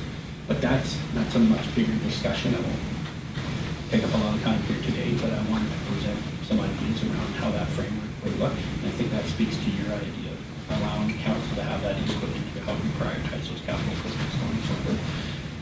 And then ultimately finalize that by the end of January as per schedule. Addresses your concerns? I hope so. I'm waiting for that discussion that can talk about all those capital projects passed and that are still on the books because... Sounds like we are going to get that opportunity. Okay. I have Daniel and then Councillor. Thanks, Mr. Mayor. I believe also with Mr. Reid leaving the organization, he met with Ms. Rhodes last week to close off some projects. We're doing the same. We're trying to close off projects before the end of the year. Right. We do have on January 13th, we're scheduling a capacity planning workshop with council as well. If we want, we could potentially tack a little bit of discussion onto some of that regarding some of the capital projects that are still left over at that time, or in the weeks in between. I'm just looking at this, like council's going to be meeting almost every week for a little extra anyways. We may as well just talk about it then. Councillor Moslin? Yeah, from hearing Mr. Gisborne and Mr. Drexler, as well as Mr. Councillor Zelinski's concerns, there seems to be a need for a review of what was done or not in 2019 before we launch into plans for projects in 2020. You're nodding your head. I was going to see, you talked about, Mr. Drexler, of squeezing it into February 13th. January 13th, which is already a full day, committee of the whole and the regular meeting. I'm really, as you know, not very fond of the one day hit. Well, we can do it on a Tuesday. Well, okay, then I would like to recommend that you do that. That we have a review of 2019 capital projects, and that we have it before the council workshop on the 27th. I was going to suggest Monday the 20th. Doesn't have anything else on it.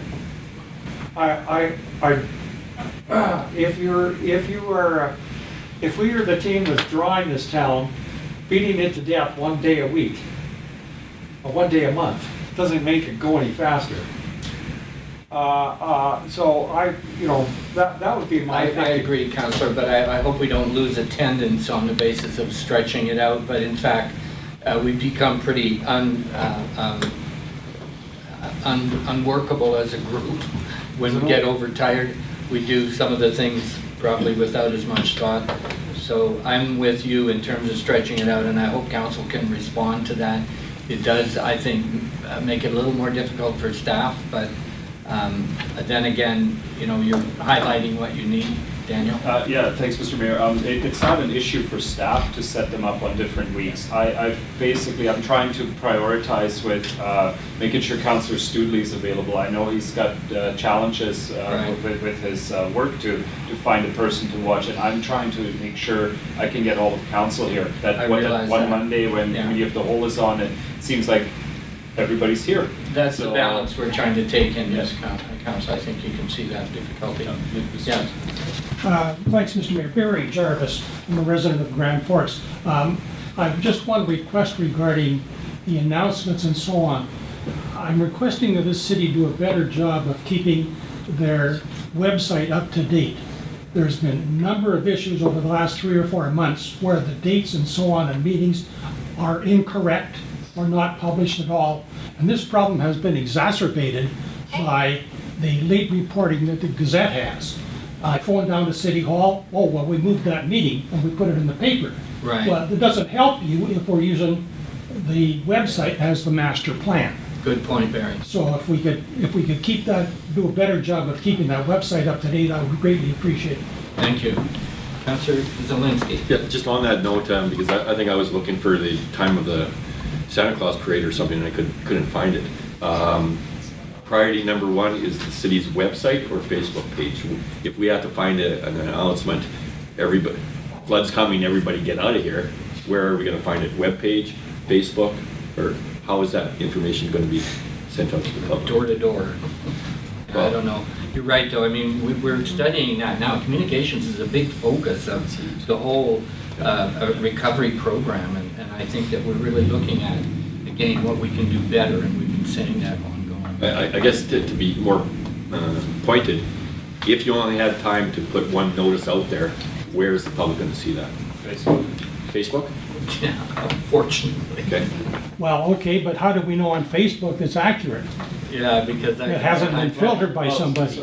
So the city's Facebook account would be updated from the city staff and not from members of the public. And it is So, controlled. in regards to the Santa Because I parade. personally don't use Facebook, but Yeah. that's my problem, not anybody else's. In regards to the Santa parade, this was organized by a different party, the parade. The light up itself is organized by the city, right? So Right. we try to help out wherever we can. But city business should be on the city website. Yeah. And usually then we put a link on Facebook to the website if it's like an announcement or so. Kevin? Sir, and just to the note about the date changes on the council meetings, I'll actually take ownership on that one because we had a change of, we had some staff depart this year who had set up the year-long calendar, and I didn't realize that. So when, I believe it was actually you, sir, that called and staff let me know that there was an error, and so that will be something that we'll keep a better track of. That's just, it's not a main part of the website, it's kind of grabbed from a third location and didn't get updated. Yeah, So but if you got a website, you gotta keep it current. correct. Yeah. All right, Councilor Thompson. Well, just getting back to the workshops. Yes, please. Your motion is on the table, is it? Personally, with regard to the capital, I would like to give Justin the opportunity to review that and come forward with his recommendations rather than we as a council sitting and going through item by item by item. I think we need to do that. But Give him a chance. But I think he has to have the opportunity to do what he was hired to do, and that is to review that and come forward with some recommendations. And also, I don't have a problem with long Mondays. I like to complain about it, but I mean, Gets it all done. yeah, it does. And, it frees up another day in my calendar. So that's my. Okay, and the question is, are we crowding capital, not allowing Justin to get a chance to review it? Are we pushing on the timeframes? Yeah, I think so. We have a lot of stuff on the go. So we need to give you a little more room to work some of those capital Yeah, projects. if I can just speak, I'll provide a little bit more clarity. One of the things that would be helpful- Can you speak up, please? We Oh, can't sorry. hear you. One of the things that I feel would be helpful is revisiting the framework in which we prioritize in. Thank you. Sorry, I've never worked on these before, so bear with me. One of the things I feel that would be helpful is revisiting the framework in which we actually evaluate and prioritize those capital projects. And I think council needs to be involved in that process, which is actually a step before Councilor Zelinski's point. Because if we can align to the framework, then the actual process of evaluating, prioritizing becomes fairly consensus-driven. And so when I do actually bring forward a capital plan, it's based on that framework that we've all mutually agreed to and understood as priorities relative to council's desires. So that process should go much faster in the front end. To the mayor's point, I just need a little bit of work and a little bit of council's time up front to work through that framework and reprioritization framework with council. Does that help clarify? It does, thank you, and we'll try to give you that room to work. But you realize how important it is because we're taking money from that asset plan and using it for various strategic things. So I agree, we need to give close scrutiny to what things that we're deferring rather, to future. Okay, how are we doing here? We have a motion on the floor. Councillor Thompson makes the motion to accept the financial plan workshop schedule. All those in favor? Councillor, you're opposed. Absolutely.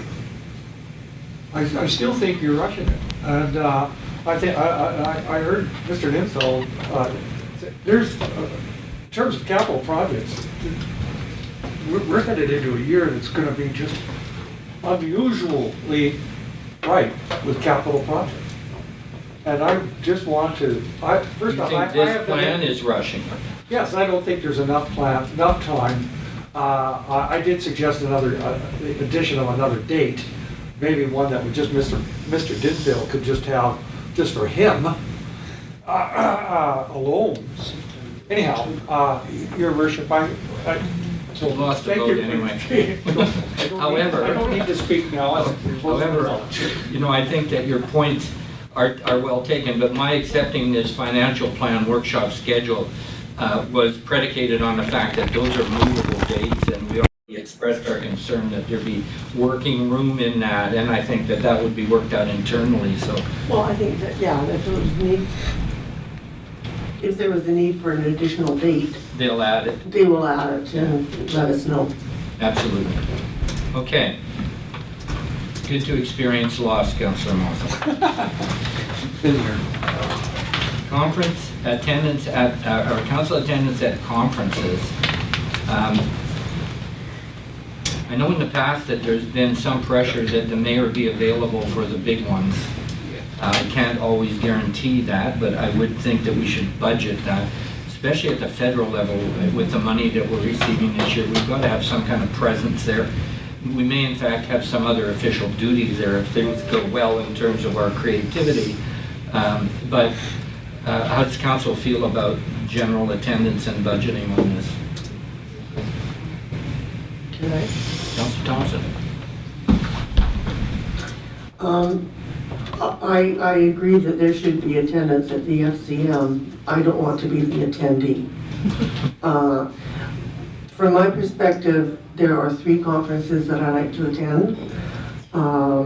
The Association of Kootenai Boundary Local Governments, which is our area association for council. The BC Economic Development Seminar, which is held in March, because of the fact that I am the liaison to the DBA, and I want to be informed so that I can be a good liaison. And I like to attend the UBCM because they are, as a provincial association of all municipalities, and you learn and to find out what's going on and what's been updated and what other municipalities are doing. So those are the 3 that I like to attend. Other councillors? Councillor Corlett? I agree with Councillor Thompson and those 3 particular ones, but I also feel that we do need showing at the FCM this year or in 2020. We didn't last year, and there's so much that's going on at the federal level to read all the things. But I think it's important, and since we are receiving federal funding, I think it's important for us to have a showing there as well. So it's Zelinski, then Councillor Crowd. Yeah, thank you, Mr. Mayor. Just for clarifications to staff, I think there's 2 FCM conferences. One on the sustainable communities where with our funding, I agree that we'd be there. And then the major one in the fall that has everything. Are we talking 2 separate FCM then, are conventions? There are, and I'm not sure how I would respond to that. Councillor Crowd? Yeah, they are different. I have in the past, over my career, I guess, attended both, sustainable and regular one. And when we want a representation, we don't need a herd of people. It's the most expensive one. So if it's the mayor or whoever he selects to go, I was thinking 1 people's. If we did 1 people to each, or pick the one that's the best, and then 2 people. The other, as for UBCMs and AKBLGs, that should be more focus. Yes, we're getting funding from the federal, but if there's something we need to ask them, that's when you go, as opposed to go and say thank you for the money. Because we can do that. Email, a card. Who had their hand up next? Nobody? What about training? Any of you guys want to be trained? I mean, there I wanna are be a helicopter opportunities that pilot. come up, and when you're budget, you can... I want to be a helicopter. Training for what? The value training. There's different training opportunities come up. I mean, recently it's been focused much on addiction and various kinds of homeless issues. It seems to be the focus of the whole world. So on that, Mr. Mayor, when you said training, I had the electrical department in mind, other than social No, I had empathy training in mind, actually. What are you suggesting? And just on that note is we have a monster on our hands here with the electrical department as far as responsibilities. You should see people scramble when the lights in an operating room go out. We have to realize how important that utility is and make sure that it's planned accordingly. So I believe there is training for all sorts of topics. So, we're going to touch it again when we actually budget for it, but I think we're giving staff some indication here as our level of attendance at these outside events. Councilor? Yeah, there's been a few opportunities for training, such as you're saying, and members of council have gone to them. Yeah.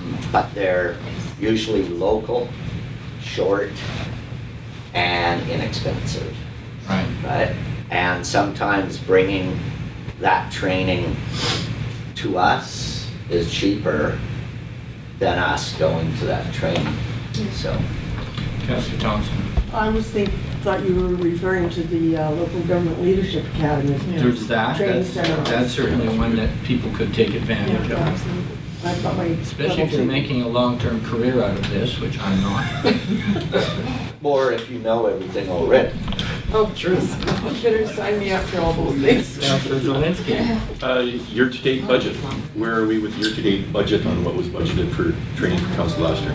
Roughly, do you have any idea where we're at? I can get it by tonight. No, good. Well, I think when it gets to budget time, when we actually start talking figures here, that we'll want to look at what we've spent, what the impact has been. So as an example, UBCM, I believe the registration was somewhere between around $700 to $1,000 per person. Then the travel there per person, that's council would have had their receipts for all of that, and the hotel was easily $300 a night. So like you add that all up, it gets expensive. Like our budget amounts that we had on the books was somewhere around $30,000 to $40,000 collectively, putting mileage, meals, registration, and whatever. That was last year's budget. So. And we'll want to review that. Yeah, and that was for the year, right? Yeah. And I guess where I was headed is a blanket statement, whether it's council training or staff operating budgets, that we should budget for a 0% increase this year. So just for training purposes? Well, no, budget. This is your guidelines for the future? Well, for this next coming, as Councillor Moslin said, I think that with capital projects and all our other expenses, we're going to be underwater pretty easy. That if staff plans for 0% on the operating side of things, would probably do as well. I think that's a council decision that we should probably do by motion at some point. Yeah, that'd be great. I would give some directions, but at this point, I think it's premature for us to take that position. Well, it's just the staff's working on budget now. It'd be nice to know probably for them.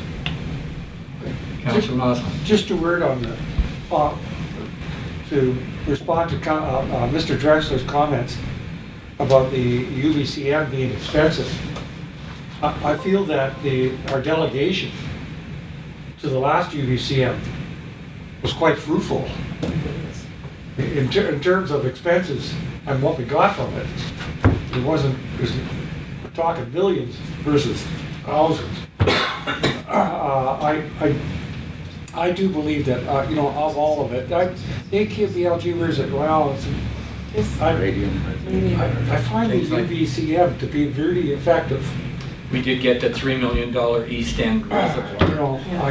But the AKBLG I know Yes, prepares for our the museum. resolutions that we want to. Yes. And I'm seeing Daniel again. Daniel? Yeah, Mr. Mayor, thanks. Just to quickly explain this, I wasn't saying UBCM was expensive. I simply said this was the cost to attending a conference such as this. Right.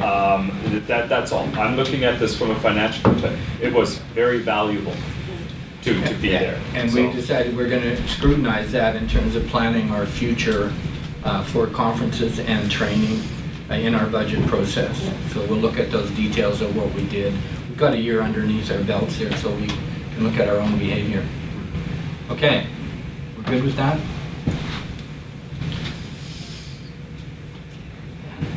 My computer's messed up. See here. Give me a second. Were you thinking we should have a computer training program? No, I'm ready to talk about on the next one already. You know what? I absolutely agree. I've been offered this by Daniel, and I've been reluctant because I'm so busy to take advantage of it, but it is a time saver for me to get more. On holidays, I learned how to dictate. So that was a big breakthrough for me. Is that ordering drinks? Is that? Yeah, exactly. I thought all mayors knew how to dictate. How to dictate. Yeah. Okay, tell me what's next on the agenda here. Financial, early budget approval. Okay, early budget approvals. I'm not having luck bringing that up, but you've got it behind me It's there. easier, yeah. All right, and do we have a presentation on that? Any of the details? Daniel? I can speak to that. Yeah. Thank you, Mr. Mayor. So I put the screenshot up that I borrowed from another presentation here regarding how the OCP fits into, so the official community plan fits into divisions set by the community. At the end of the day, the OCP sets the guidance for council to create a strategic plan, and then from that there is a wheel that starts the process of implementing this into organizational action plans, budget plans, and annual reporting. So the key document in council's strategic plan this year, council basically highlighted the need for updating the OCP. It was one of the top 5 items of council's ranking to update the OCP. It is a year-long, possibly year-and-a-half long process, but it forms also all sorts of guidance for city staff on the active transportation, development, strategies, various forms of housing have all been defined as part of council's strategic objectives. Well, the OCP guides a lot of that. So we need to get started on that. So I'm hoping to get that off and going rather soon in the new year instead of waiting till budget approval, which is in April. So ultimately, getting a couple of extra months head start will help. And the second portion on this will be the development of and implementation of a city-owned real estate strategy. Again, it's kind of crucial at the moment, having some guidance with a strategy in front of us regarding the buyout processes and anything else that's going on that can help us with that.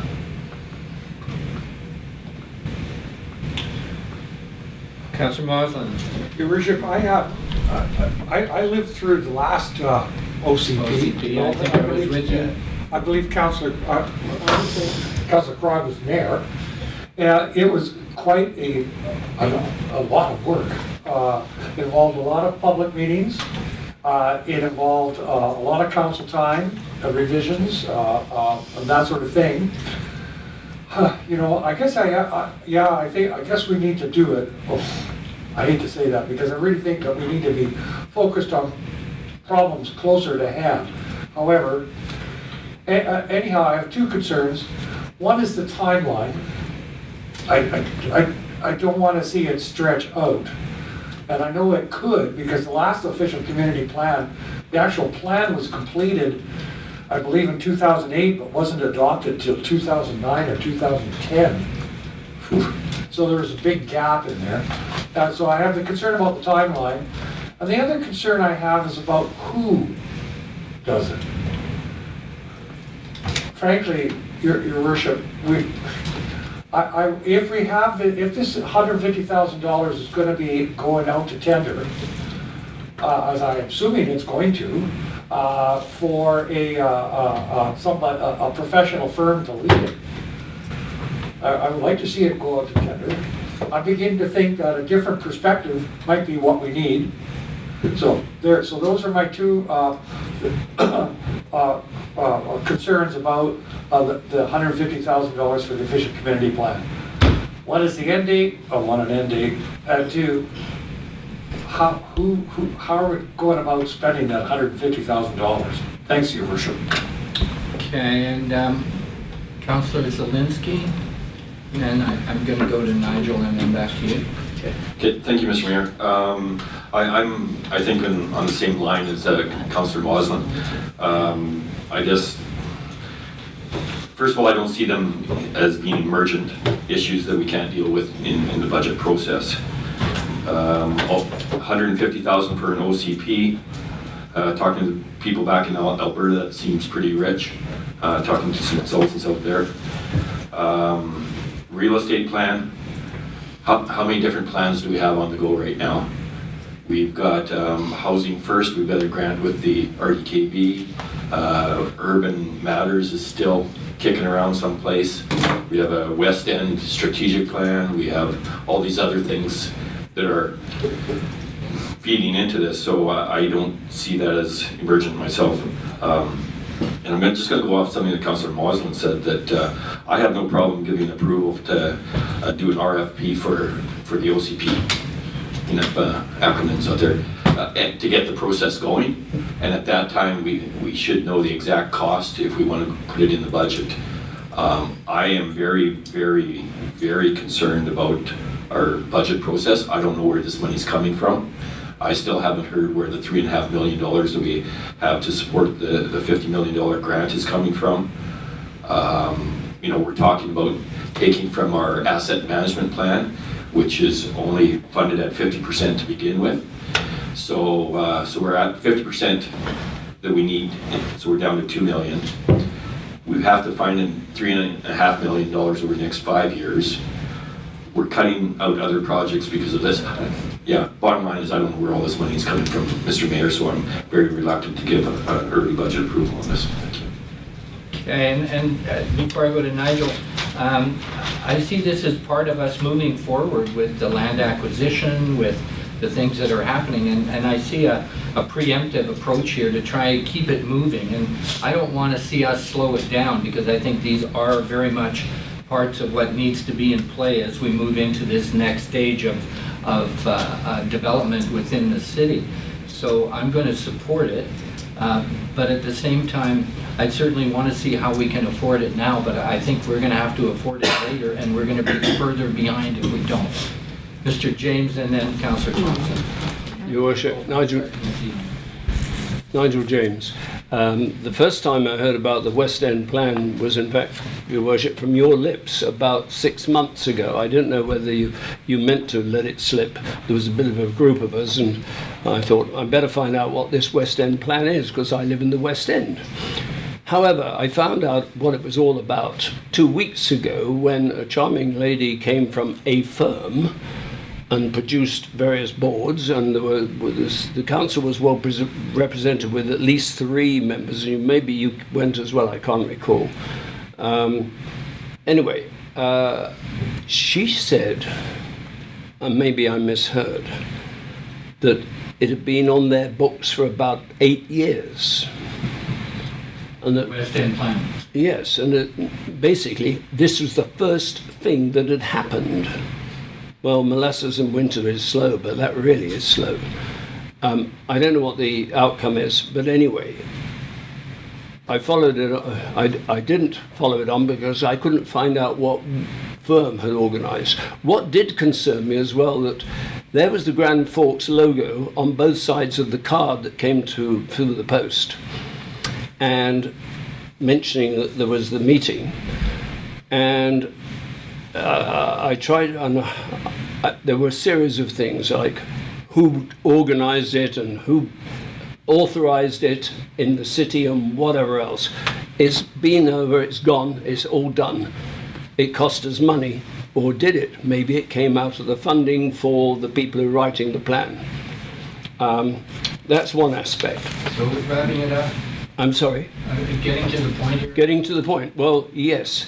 Now we come to another point about the West End plan, that it looks as though the city is getting into the real estate business. I didn't think that was part of your mandate. Anyway, the situation is only going to cost 100,000 and they said the value was 100,000. It depends on what we get out of it. It's going to cost perhaps 100,000, which actually, with about 2,500, shall we say, buildings, is contributing to the budget and the spending that we anticipate. It's about $40 per head, each taxpayer. Then you get the 150,000 for the, what was it now? What's it called? The, I'm going to ask you we are running out of short. okay, yes, and I'm running out of money, and a lot of people. It counts up to $100 extra per taxpayer a year, or this year.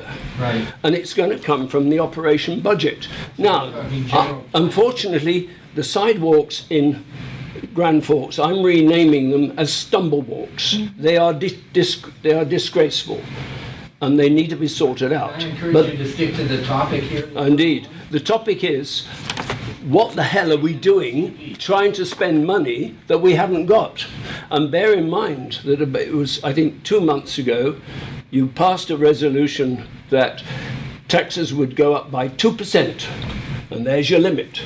But that projects would go up by 2% and maybe up to 2% more and whatever else. You are already cutting back the number of projects by 2% in order to keep your budget square. Okay. Nigel, I don't recall us passing a motion to plan a budget at 2% for the coming year, but just to keep things straight. And I think we've got a rotation happening. Krog? Okay. When I read this, I was a little concerned. OCPs are the backbone of a community and well worth every penny that you spend on them. The price tag is rich for the ones that I've been through and everything like that. It seems high. Now, obviously, if we move it with the cost up to 150, but we're shooting for a hell of a lot cheaper, that would make me happy. When I saw that, my concern was the second one, which was the city-owned real estate strategy, and there was no detail. So the only thing that came to my mind was we've already done a real estate strategy in the past where we identified all city lands and everything about them, and we put them all into a package for developers, stuff to make. That's what I get from the title, City Real Estate Plan. But then it was mentioned that it's required because of buyouts and land swap and acquisitions and stuff. So there needs to be a lot more detail in that, and plus $100,000 is a lot. Okay, so, planning is our friend, and we need these things to move forward, and I see Graham moving into position here to make comment. But if I can make... And Councillor Thompson did have her hand up, and could I hold off on it until we hear from Councillor Thompson, then to Graham? Thank you. A couple of comments. But I like Councillor Zelinski's suggestion of getting out an RFP and then having it come back and then putting it in the budget. I agree with Councillor Krog that the OCP is the backbone of of what we can do with our community. And I know that there was reference to other plans that we have, but the update to the OCP or the rewriting of the OCP will incorporate all of those plans, so it's in one place. So I would support that the recommendations that the RFP be put out, but at this point in time, I don't support putting a budget amount into that until such time as we get responses back. And we combine the two? Graham. Sure. Thank you, Mr. Mayor. So just briefly on the relationship between the real estate strategy, previous work, and then also how it relates to the land program. In the forthcoming draft program outline from Keystone, Council will have a chance to view how everything comes together. But one of the critical pieces is that city-owned property being provided as part of successful land exchange agreements and in kind for moving houses also requires that we look at the best use of those lands and other lands and how the best way to develop them is. So part of the fast track work in accommodating a land exchange over the next couple of years as part of our disaster mitigation adaptation fund could actually allow for considerable savings in the program overall and position the city in a really good place to undertake further development to support housing, economic diversification, that kind of thing, with the various city-owned lands. The previous project that was done was very much targeted at selling lands to the private sector and trying to get them developed. As so far, the one property that has gone through a sale, and actually had something happen on it compared to the number of properties that were put out there, it's pretty challenging just leaving things to the private sector. And so one of the issues to be identified is something that does the city have a role in actively being a developer? What would be involved in that? And then looking ahead to future land uses on the reclaimed slag pile area, future land uses around the city area, the West End where property is owned. All of those aspects need considerable work and council decisions on it, and having the capacity to support those decisions is critical for the land acquisition program, in my view. Thank you. Thank you. Councillor Zelinski. Thank you, Mr. Mayor. I'm going to agree with Graham, if I heard you correctly, that council's got to sit down and decide whether we're in the real estate business to begin with, before we could start throwing $100,000, which is probably a 2% increase to everybody's taxes right there. But yeah, I welcome the conversation. I'm not sure that a municipal government should be in the real estate business. And on that note, information for myself, can staff tell me what real estate we own or rent out on a monthly basis today? I know the small house, but if you could tell me what other parts were in the real estate business already. Yeah, I think that's a lot of detail to try and throw out here. If you're interested in the detail of what we own, I think we should do that away from this table at this point. Well, yeah, it's more of a rental type situation that we're all already in the real estate business, I guess. We are, and let's allow staff to report to us on that without putting strain on the timeframes this morning on that, please. But your curiosity here is that we already are in the real estate business, and I agree. I think that we've missed the boat a few times in this community not buying strategic property. Yeah, so there's a question, not a statement that we're in real estate. There's a question, are we? Okay. And Councillor, yeah, I think Barry's been very patient. Thank you, Mr. Mayor. I'm going to follow up on what Councillor Zelinski said and what Councillor Moslin said. I see requests in here for $250,000 that is not in the current budget. That is a significant amount of funds for this. I also know there's a litigation that's going on that's going to cost us another $140,000 for our ex-fire captain. We've now got $400,000. That's about 10% of an annual total property tax assessment. I don't know where this money's coming from. I still don't know where the money's coming from for the $3.6 million. And I'm just really concerned. I once had a professor tell me, he said, people are pretty good about dealing with the urgent things, but they're not worth a shit about dealing with the important things. The important things are the long-term things that we're looking at here. And we've spent a ton of time dealing with the homeless, no disrespect at all, but we haven't spent a whole lot of time dealing with the long-term things that are going to affect me and my kids should they be around, or your kids. I think council's got to decide what we want to do now going forward. Let's deal with the important things. The urgent things will come and go, they always do, but they take up so much of our time, so much of your time, that really doesn't deal with what's happening down here. Thank you. Thank you, Mayor. And Councilor Crump? Yeah, definitely agree.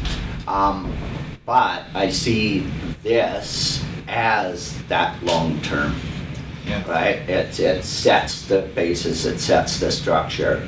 And just when we were sitting there, I thought, oh, okay, so you have 150,000 for an OCP, which talks about real estate, fits it, and then we've got a separate one for 100,000 that's probably going to duplicate some of it.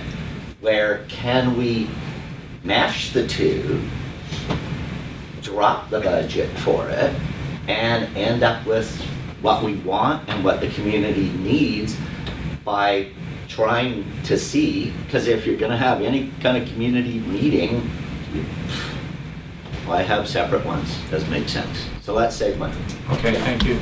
Councilor Thompson? Well, in an effort to move this forward, I would like to put the following resolution on the table. And that is resolved that staff be authorized to issue requests for proposal for the following two projects. One, the official community plan update. And two, for the development and implementation of a city-owned real estate strategy. Period. Period. So that combines the two motions that we have on our draft here. Point of order. And also doesn't deal with the dollar figures, but deals with moving with a request for proposal. What point of order, Mr. Mayor, is it that Committee of the Whole recommends to council? Whole recommends to council. Yeah. Just Sorry, you're right. Yeah, and Mr. Mayor, on purpose, I didn't make this a decision for tonight's council meeting. I put this to January 13th. I see that. The idea today was to bring this in front of council and have this discussion so that we can better align our January 13th meeting to what council's thoughts processes are on this. But by getting the request for proposals out now, we may have an opportunity to have more concrete information on costs by the 13th. So your intention of this is to get it moving with a request for proposals without waiting for January 13th? Yeah, let's get it going. Right, Councilor Crowe. Okay, before I make an amendment to your motion, through the chair, I would just like to ask staff, Kramer, Daniel, is putting out a combined RFP for an OCP. Yeah, no, I know. That's, before I make the amendment to combine them, I would just like to hear staff say, is it possible or no? Before I make a motion to combine them into one RFP for both combined.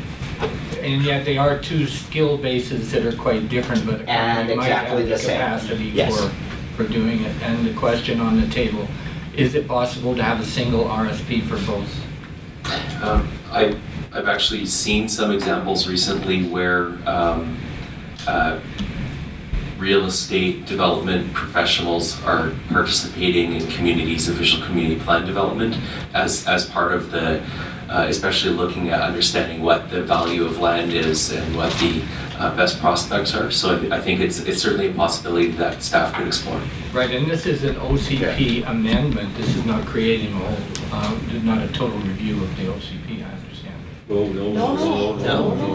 Is it a total new OCP? Yeah, it's starting with blank papers. Okay, I take that back. Okay. Just, We have some other people with hands up. Just a quick comment on the RFP. You'll be hard pressed to have that RFP returned. Can't hear you.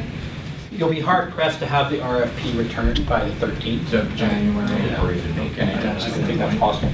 Ron, and then Your worship, not to muddy the waters, but I think it's really important for council, and whether it's an update and a review, you have an OCP, so virtually any update's going to be an update, but it won't be a blank slate. I think that one of the problems, Grand Forks has is that you have a large portion of your community that was devastated. I think when most communities redo their OCP, they're kind of tinkering around the edges. They're looking at a future vision. They may move into certain areas that they didn't deal with before that now have to be dealt with, like housing. 20 years ago it would have been heritage, and before that it would have been the environment. So as you redo them, there's always new thrusts that you may look at. But I think in the years ahead, council needs to make some land use decisions that are very, very critical. And I think the only way to do that, with a view to the long term, so I agree with the gentleman, the long-term vision of how you're going to do this, considering servicing is a big issue in the community, you're really going to have to redo the OCP. I would not say it's even optional. Now the question is, what do you focus on? What does the RFP want to focus on? The questions of if the city was going to develop some land, where would you develop it? How could you develop that land so it's most efficient, so that maybe you at least bring in services that other lands could be opened and those types of questions. So I think it's critical. The amount of money really will depend on what you ask for, right? So you could scale it back, you could do work behind, there's a lot of things you could do. But certainly the need for it is, my recommendation would be it's absolute. This is not an optional thing right now, where you're going to be making a lot of decisions over the next 2 years that may not be the right decision if you had at least thought about the city as a whole. So, Your Worship, the amount, the timing of the RFP, we can work on. The amount, that's somewhat fluid. It really depends on what we ask for. It may focus on a particular area. We may not have to be quite so comprehensive this year and have a section on everything you could dream of, because they can be quite comprehensive. Maybe we scale back some of those areas and really focus on the areas that we have to answer. And those questions are around what do we do by replacing housing when a part of our community has been devastated? And I think that's a big question, which will impact, if we do it wrong, taxes for the next 20 years to be able to get some of that housing stock back in place with paying taxes. So those are my comments, Your Worship. all right, and can we go to Mr. James? He's been waiting patiently, and then Councillor Crogg. Mr. James. Your Worship, if you look at that thing which had been put on the screen, which had been borrowed from somebody else, another department, it starts off official community plan. Directly underneath it, the first thing is vision set by the community. That's not vision set by the council or by the staff or whatever else. I take it what the community would wish. And that will take time for you to get, unless we've already done it. And I must have missed it. Yeah, me too. The other thing is, I believe the way that you ought to operate, I'm not trying to teach you your job, but the council decides on the policy and then the staff implements it. Too often, recently I believe, the staff have been deciding on some policy and they deserve to have their knuckles rapped, I believe. Thank you. Can't see that, but I'll move to Councillor Crogg. So I would put forward an amendment to Councillor Thompson's motion. This was supposed to come to January the 13th. Yes. For this discussion, basically, that we're kind of having now. I would, rather than support what it is right now going to RFP, that staff comes back on the 13th with feasibility of, can they be done together? Pros and cons, or this is why they need to be separate, so that then we have that answer and maybe a bit more fleshing out background information, so it makes for an easier decision. So my motion is that staff brings it to the 13th with not a choice, but options. Can it be combined for money saving? Considering that Justin has told us that we're not going to get any responses back from an RFP by January the 13th, Can I we could just ask ask for more information. There's no motion read, my motion, what do you have down What for have we my got on the motion? books? The committee of the whole recommend to staff, the committee of the whole recommend to council that staff be authorized to issue requests for proposal for 1, the official community plan update, and 2, development of city-owned real estate strategy. Right. So there was no dates on that? In your motion, there was not. Okay. Just put it the RFP for both. Just, and you want to combine it? Well, Yeah, I actually, it's a wanna little see different. it. He's saying, don't go ahead and post the Separate RFP. separate RFPs now, but bring us back more information on the model by the 13th of January. Yeah, is there cost savings? Is there efficiency savings by combining them both? There's only a few companies out there that will actually Yeah. do it or are capable of doing Well, it. maybe I should just withdraw my motion then. Dolores has something to say that might add, so. I just want to point out that we're coming into the Christmas season and that City Hall is shut down for 2 weeks as of next week. And we would have to work on this week. And I've got about 20 other things on the go that have started 2-3 months ago that I'm trying to get wrapped up and finished up and cleaned up. And so this would pretty much put every other project I'm working on hold. So I just, withdraw my motion. And we have a motion withdrawal. And Well, was there a seconder? Don't need No, to committee of the whole. And Councillor Krog is suggesting that we just need to bring this back on the agenda for the 13th. Where it was supposed to be, but maybe with, it's feasible or it's not feasible. Yeah. One of the two. Should be separate, should be combined. And that's a motion. And Councillor Zelinski. Request that, can you get our land showcase or whatever you want to call, whatever Doug did for the real estate, can you get us the documents for that? Because just some background, we tried this once before, and tell me what success we had or not. Okay, remembering that we just were told that we're shut down next week. Yeah, So you're so- asking for what? Yeah. Well, you guys were here when Doug did the Yeah. big showcase, brought the Chinese in, he had to sell them land and everything.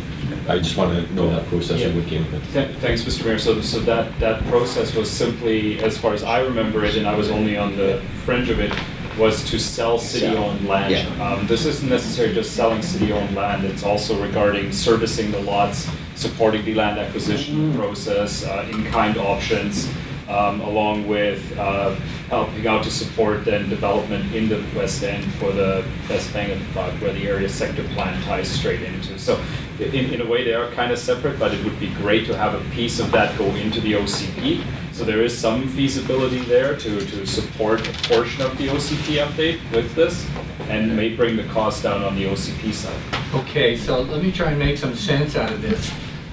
So it appears right now that the direction we're giving to staff is that this is a direction that we know we need to go. We need to redo the OCP, we need to have a real estate strategy, but we're wanting more detail before we approve final details of what that would cost. But I think they need to hear that we are supporting going with those 2 essentials to move forward. Nod your heads or bang the table, I don't care. Councilor. The only other factor I would like to say, Mayor, is expedience. Yes. Please. We need the OCP update to rewrite the zoning bylaw. We've been trying to rewrite the zoning bylaw for over a year.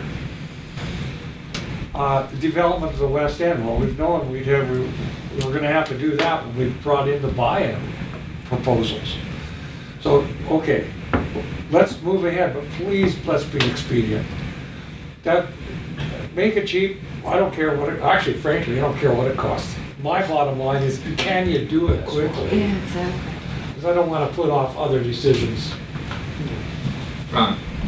Your worship, you can't rush public process, but you certainly can rush the research, and you can narrow, the areas you want. So I think we can make it as expedient as both the public and council allow it. My experience is sometimes it takes a little longer at the front end to make sure the public is heard and the voices are at the table, so that the rest of it goes smoothly as you now work through the more technical end of how do you put the plan together. So Councillor, I think it can go as fast as it can go. But I think we hear you that I don't think at this point in time, given the big decisions that are resting on some of the information we need, I don't think it'll lag.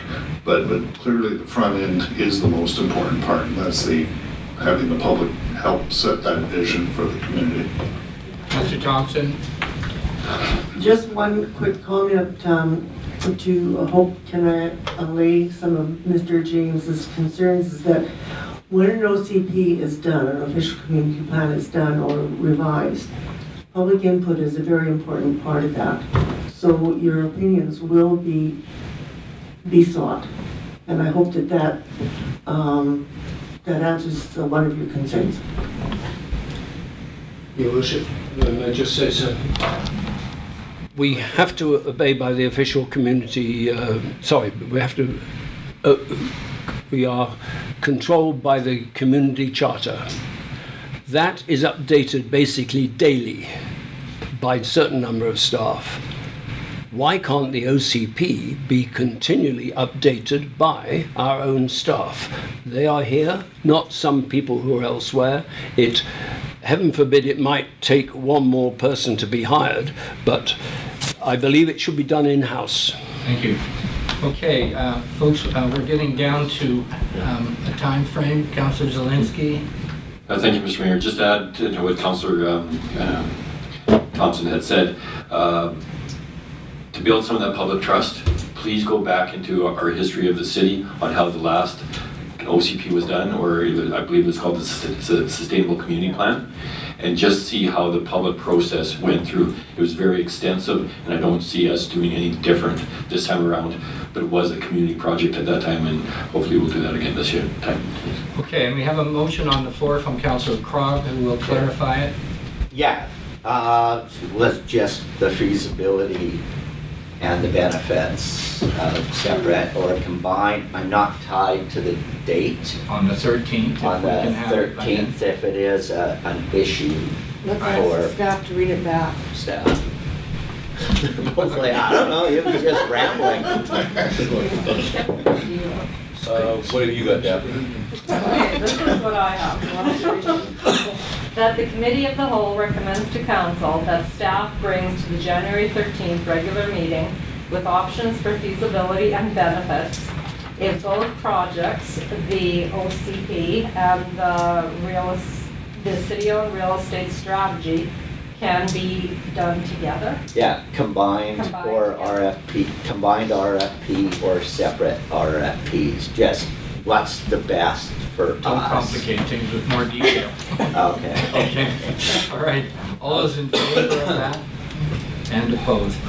Okay, so we've given some comfort that we're recognizing the importance and you're wanting to drill down more on the details of that on the 13th. Okay. Does council want this at the regular meeting or the committee of the whole meeting on the 13th? Let's get it done. Put it on the evening agenda. Yeah. Sorry. Well, I don't know what the program will be in terms of committee of the whole for that meeting, Councillor Crock. Yeah, sorry, I don't know if it will interfere with planning department and everything else. Like, I'm seeing it as a simple thing to figure out. But if it's going to be a lot more complicated to bring that information to the 13th, then maybe it can go to the next one. It's If it's feasible, I would like it on the 13th. Okay, and that's the criteria here, if it's Yeah. feasible. Councillor Moslem's caution that we not let this linger and slow the process down. It's important in what's going on at Graham's Lodge. Okay, did we vote on that? No. Oh, yes. Yeah, we did. We did. Okay. But then I think we changed it now. Well, you can tell. Whatever. Okay. All right, folks, we're moving to monthly highlight reports. And can I have any comments on those or open for discussion?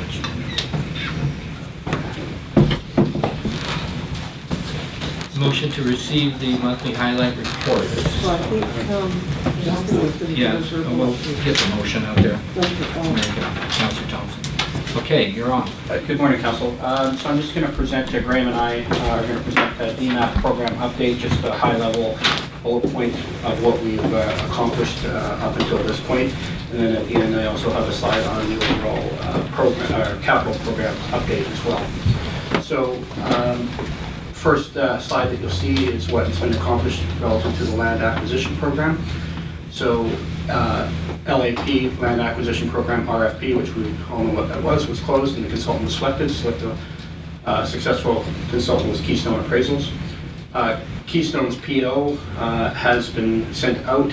I am in the process of drafting up a more detailed scope.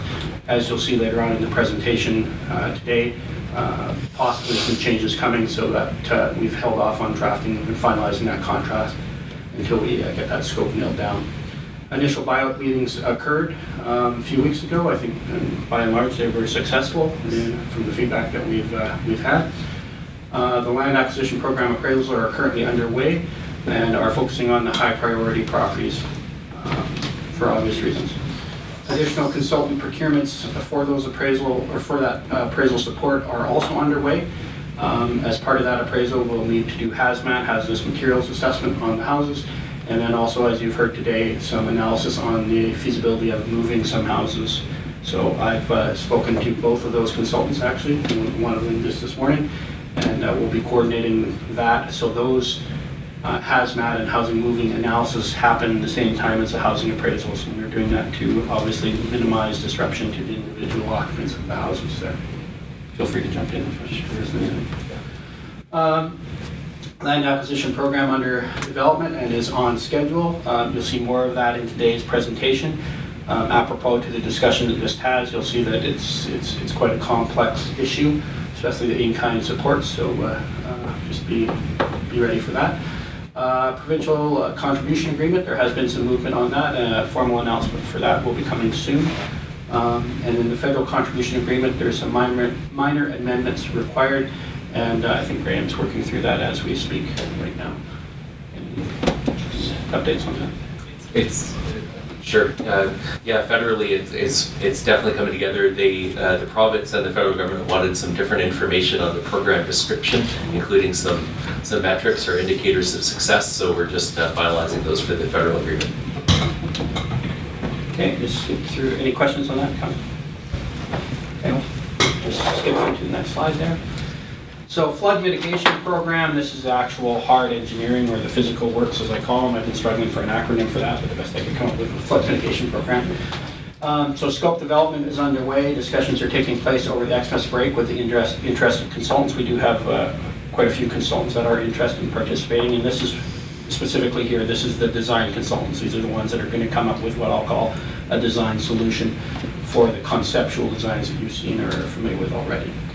Project prioritization matrix is complete. A full update at the next committee of the whole. I was planning on presenting that today, and then through my own misunderstanding, I understood that this was going to be a much smaller presentation, but in the new year you'll see quite a comprehensive and robust presentation relative to this project prioritization matrix. I spoke about that a little bit earlier today in this meeting.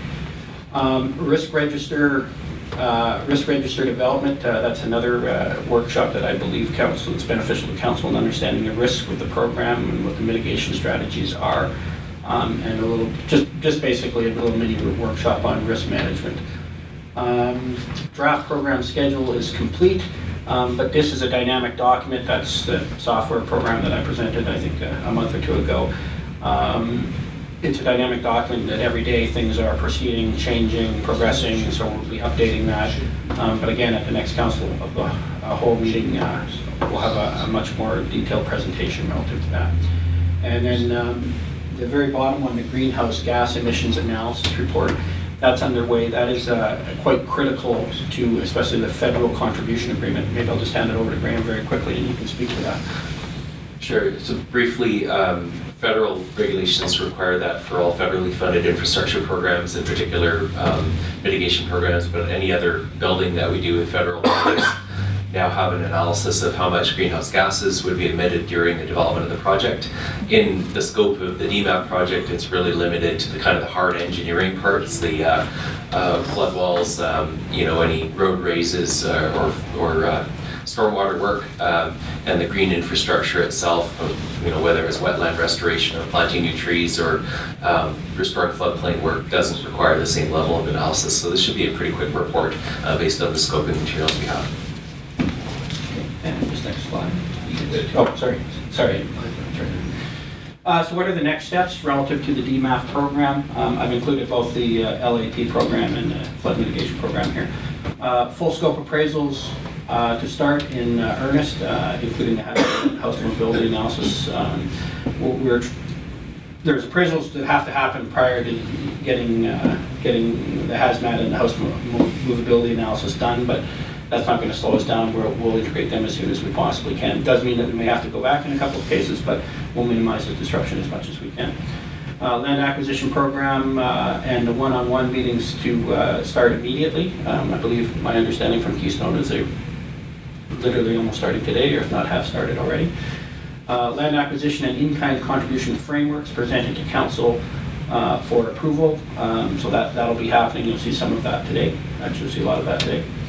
High priority project design consultant procurements to take place in January. So we have a lot of RFPs going out in January, but these will be for the design consultants, as I mentioned before. So just in the process of drafting up those RFPs. Formal federal approval and procurement of First Nations consultation and accommodation. This is critical to this program.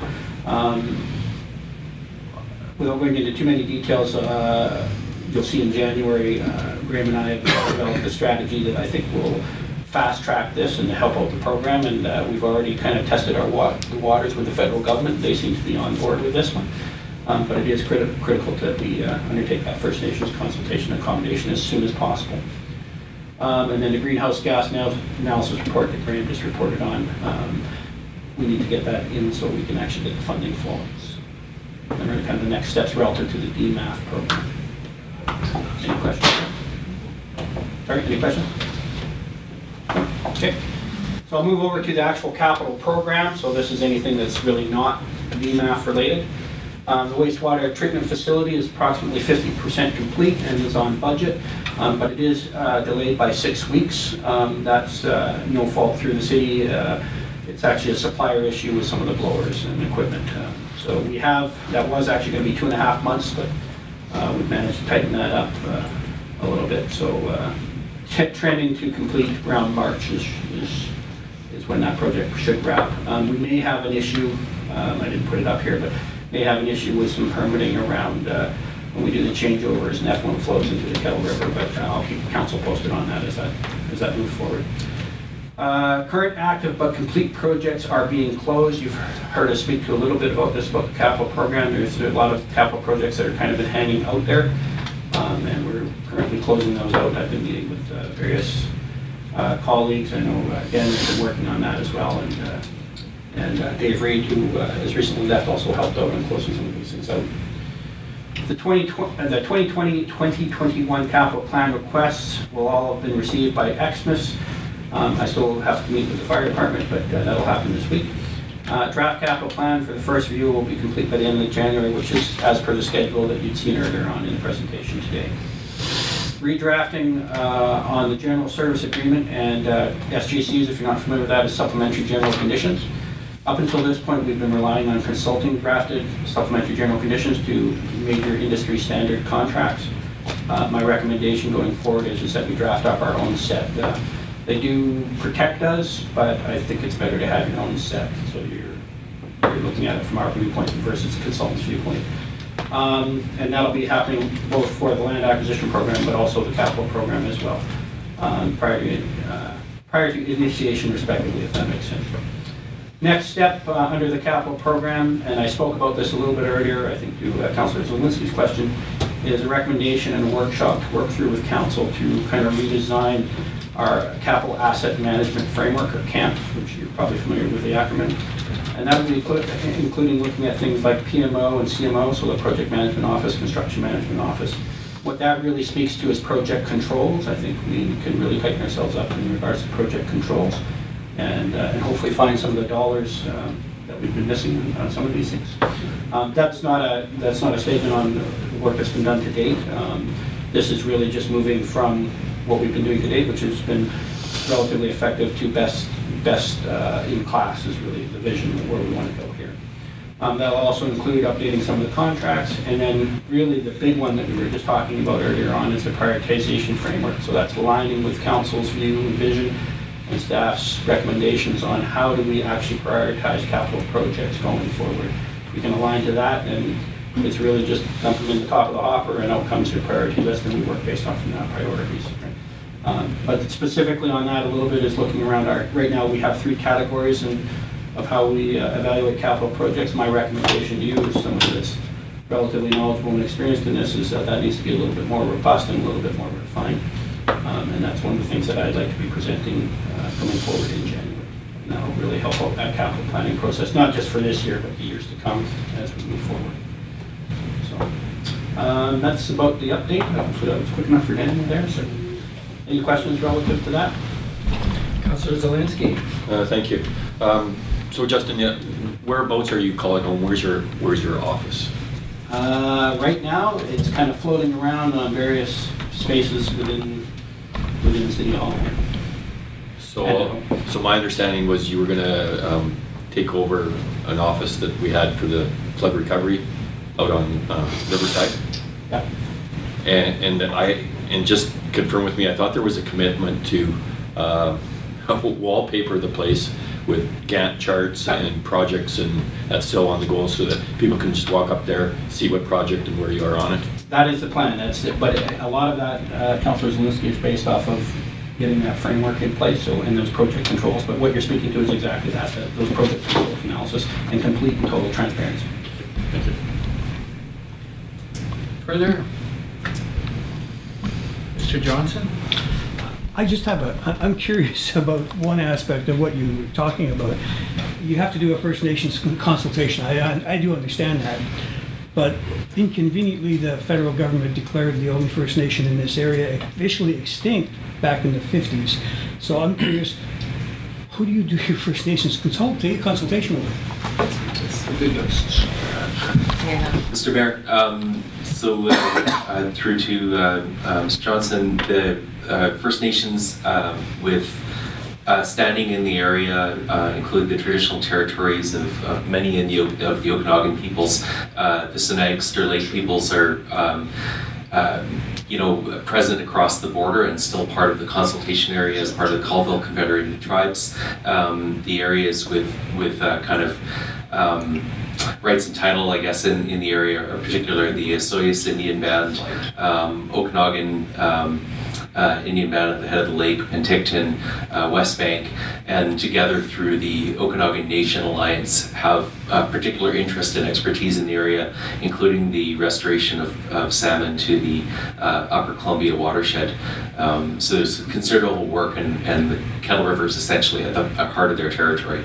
So we'll be working through kind of an all nations contact regime as part of the consultation process. The actual collaboration and opportunity for accommodation of First Nations is seem to be working directly with the Okanagan Nation Alliance's technical program, and so that's something that's just essentially getting underway in initial proof of concept, and it'll be a key part of the organizing going forward to have the Okanagan involved in our program at various levels. Thank you very much. That good for you, Les? Yeah. Councillor Mazel? Yes, Your Worship, could we go back to was there a slide on the flood mitigation program? Yep. Could we go to that? I don't know, somewhere it talked about design consultations are currently happening. Have I got that correct? No, actually, consultations with design consultants. So slightly different turn of words, but basically we're having conversations with various consultants out there that are interested in providing those design services. Okay, well, I'm trying to tie that together with our active transportation plans.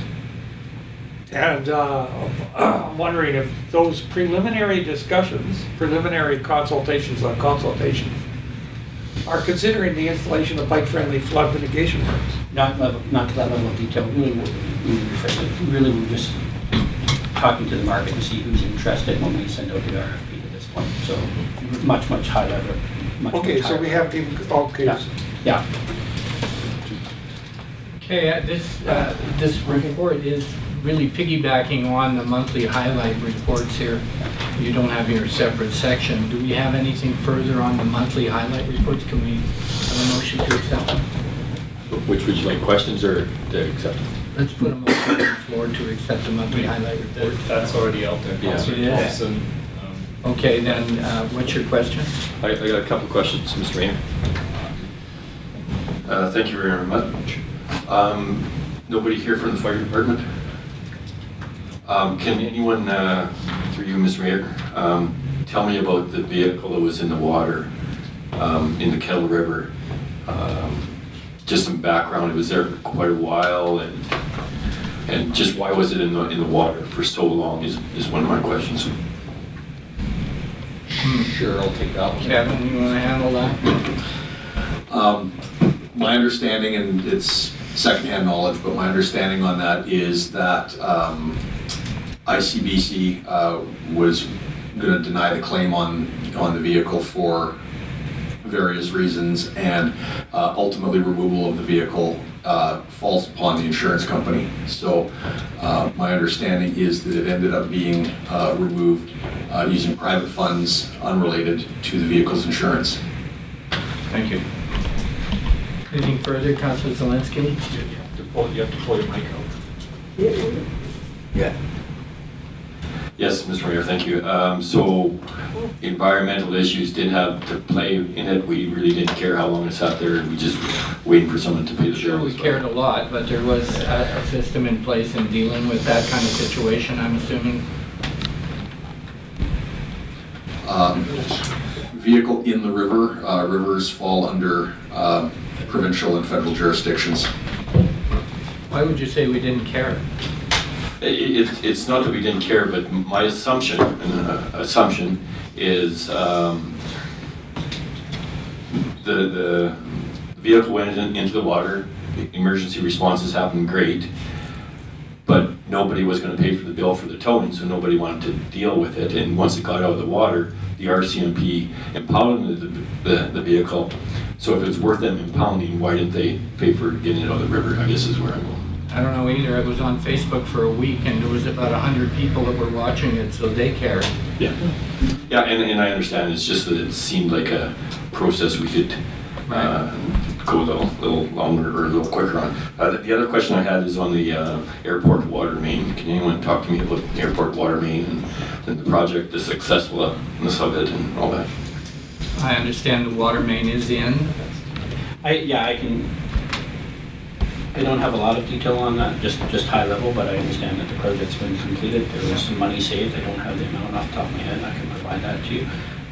But yeah, basically. We put the road back in on top. Road's been back in on top, and as far as I understand, successful. We completed a project in slightly under budget. Did you need more detail in that? Thank you. Yeah, I was just opening it up for staff to give us a very good success story where a capital project was budgeted for at the beginning of the year, budgeted to go out to tender. We used our own staff to actually get the thing constructed. And from my understanding is from the budgeted amount, we saved over a few $100,000 on that project due to our own staff doing the work. So kudos to staff and everybody involved. Yeah. Okay,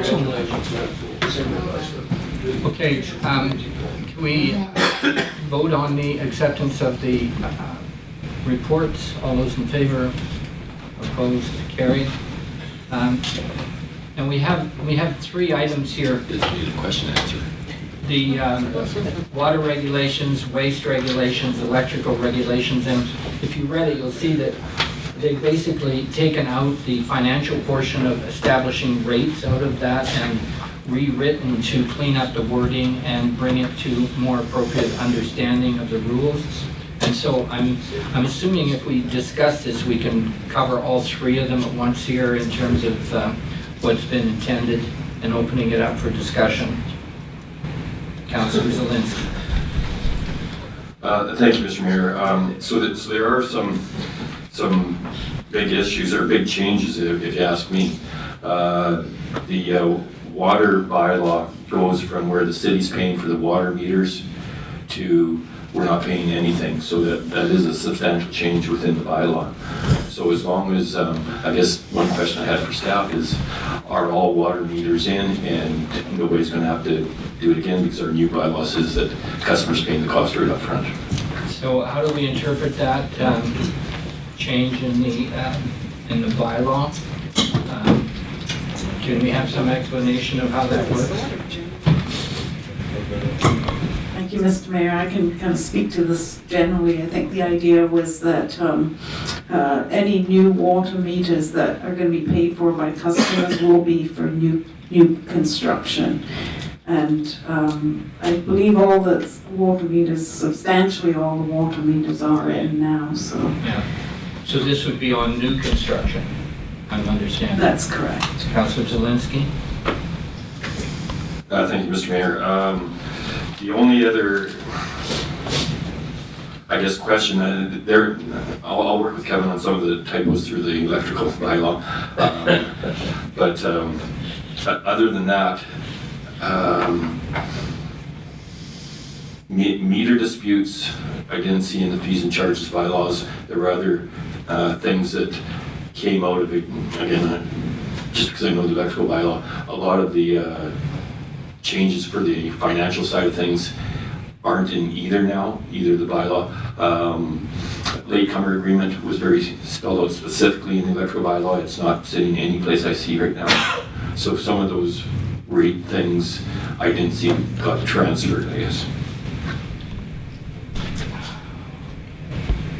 Is that for information purposes? Are you asking for some explanation of that now? Yeah, my question is where are they sitting now? They were in the electrical bylaw, we're tariffing them. Where do they sit now?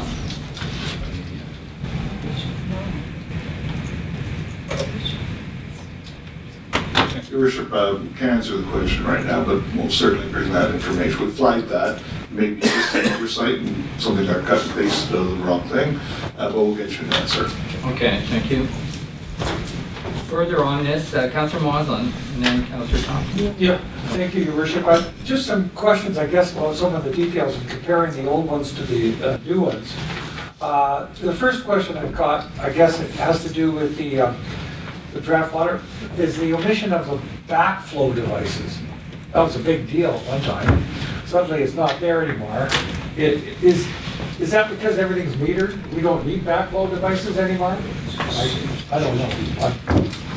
Okay, another technical question that we might be able to answer in terms of reviewing that. I have another one, but so that would be my first one about the water regulation question. I wanted to prove myself to staff to show that I actually read them. Come up with a question, right? Okay, so the next question would have to do with the,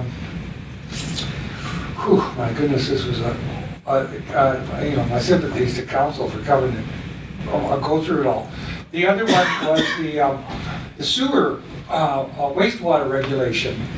In the old one, there was quite extensive definitions of contaminated water and what that meant, and what levels of aluminum and everything. In the new one, there is no mention of those definitions of what harmful effluent is. So that was my question about that. Is it unnecessary then in the new one to include the definitions of harmful effluent? And so, rather than answering these at this point, I think that this is first, second, and third reading on this, that January the 13th, we could address these in terms of whether we've missed something or a typo or whatever, rather than trying to address each one at this point, unless you want to speak to that one in particular.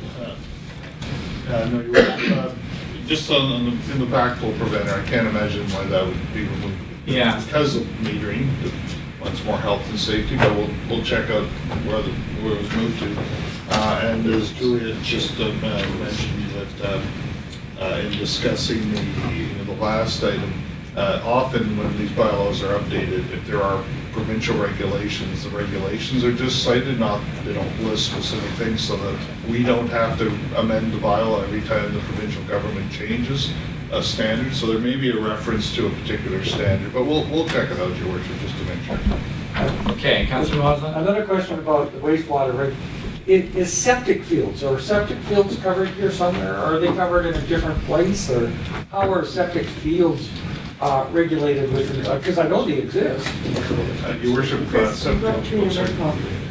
I'm sorry. Okay, then. Thank you, Your Worship. Septic systems are regulated through Interior Health. It's provincial, so it wouldn't be part of our bylaw.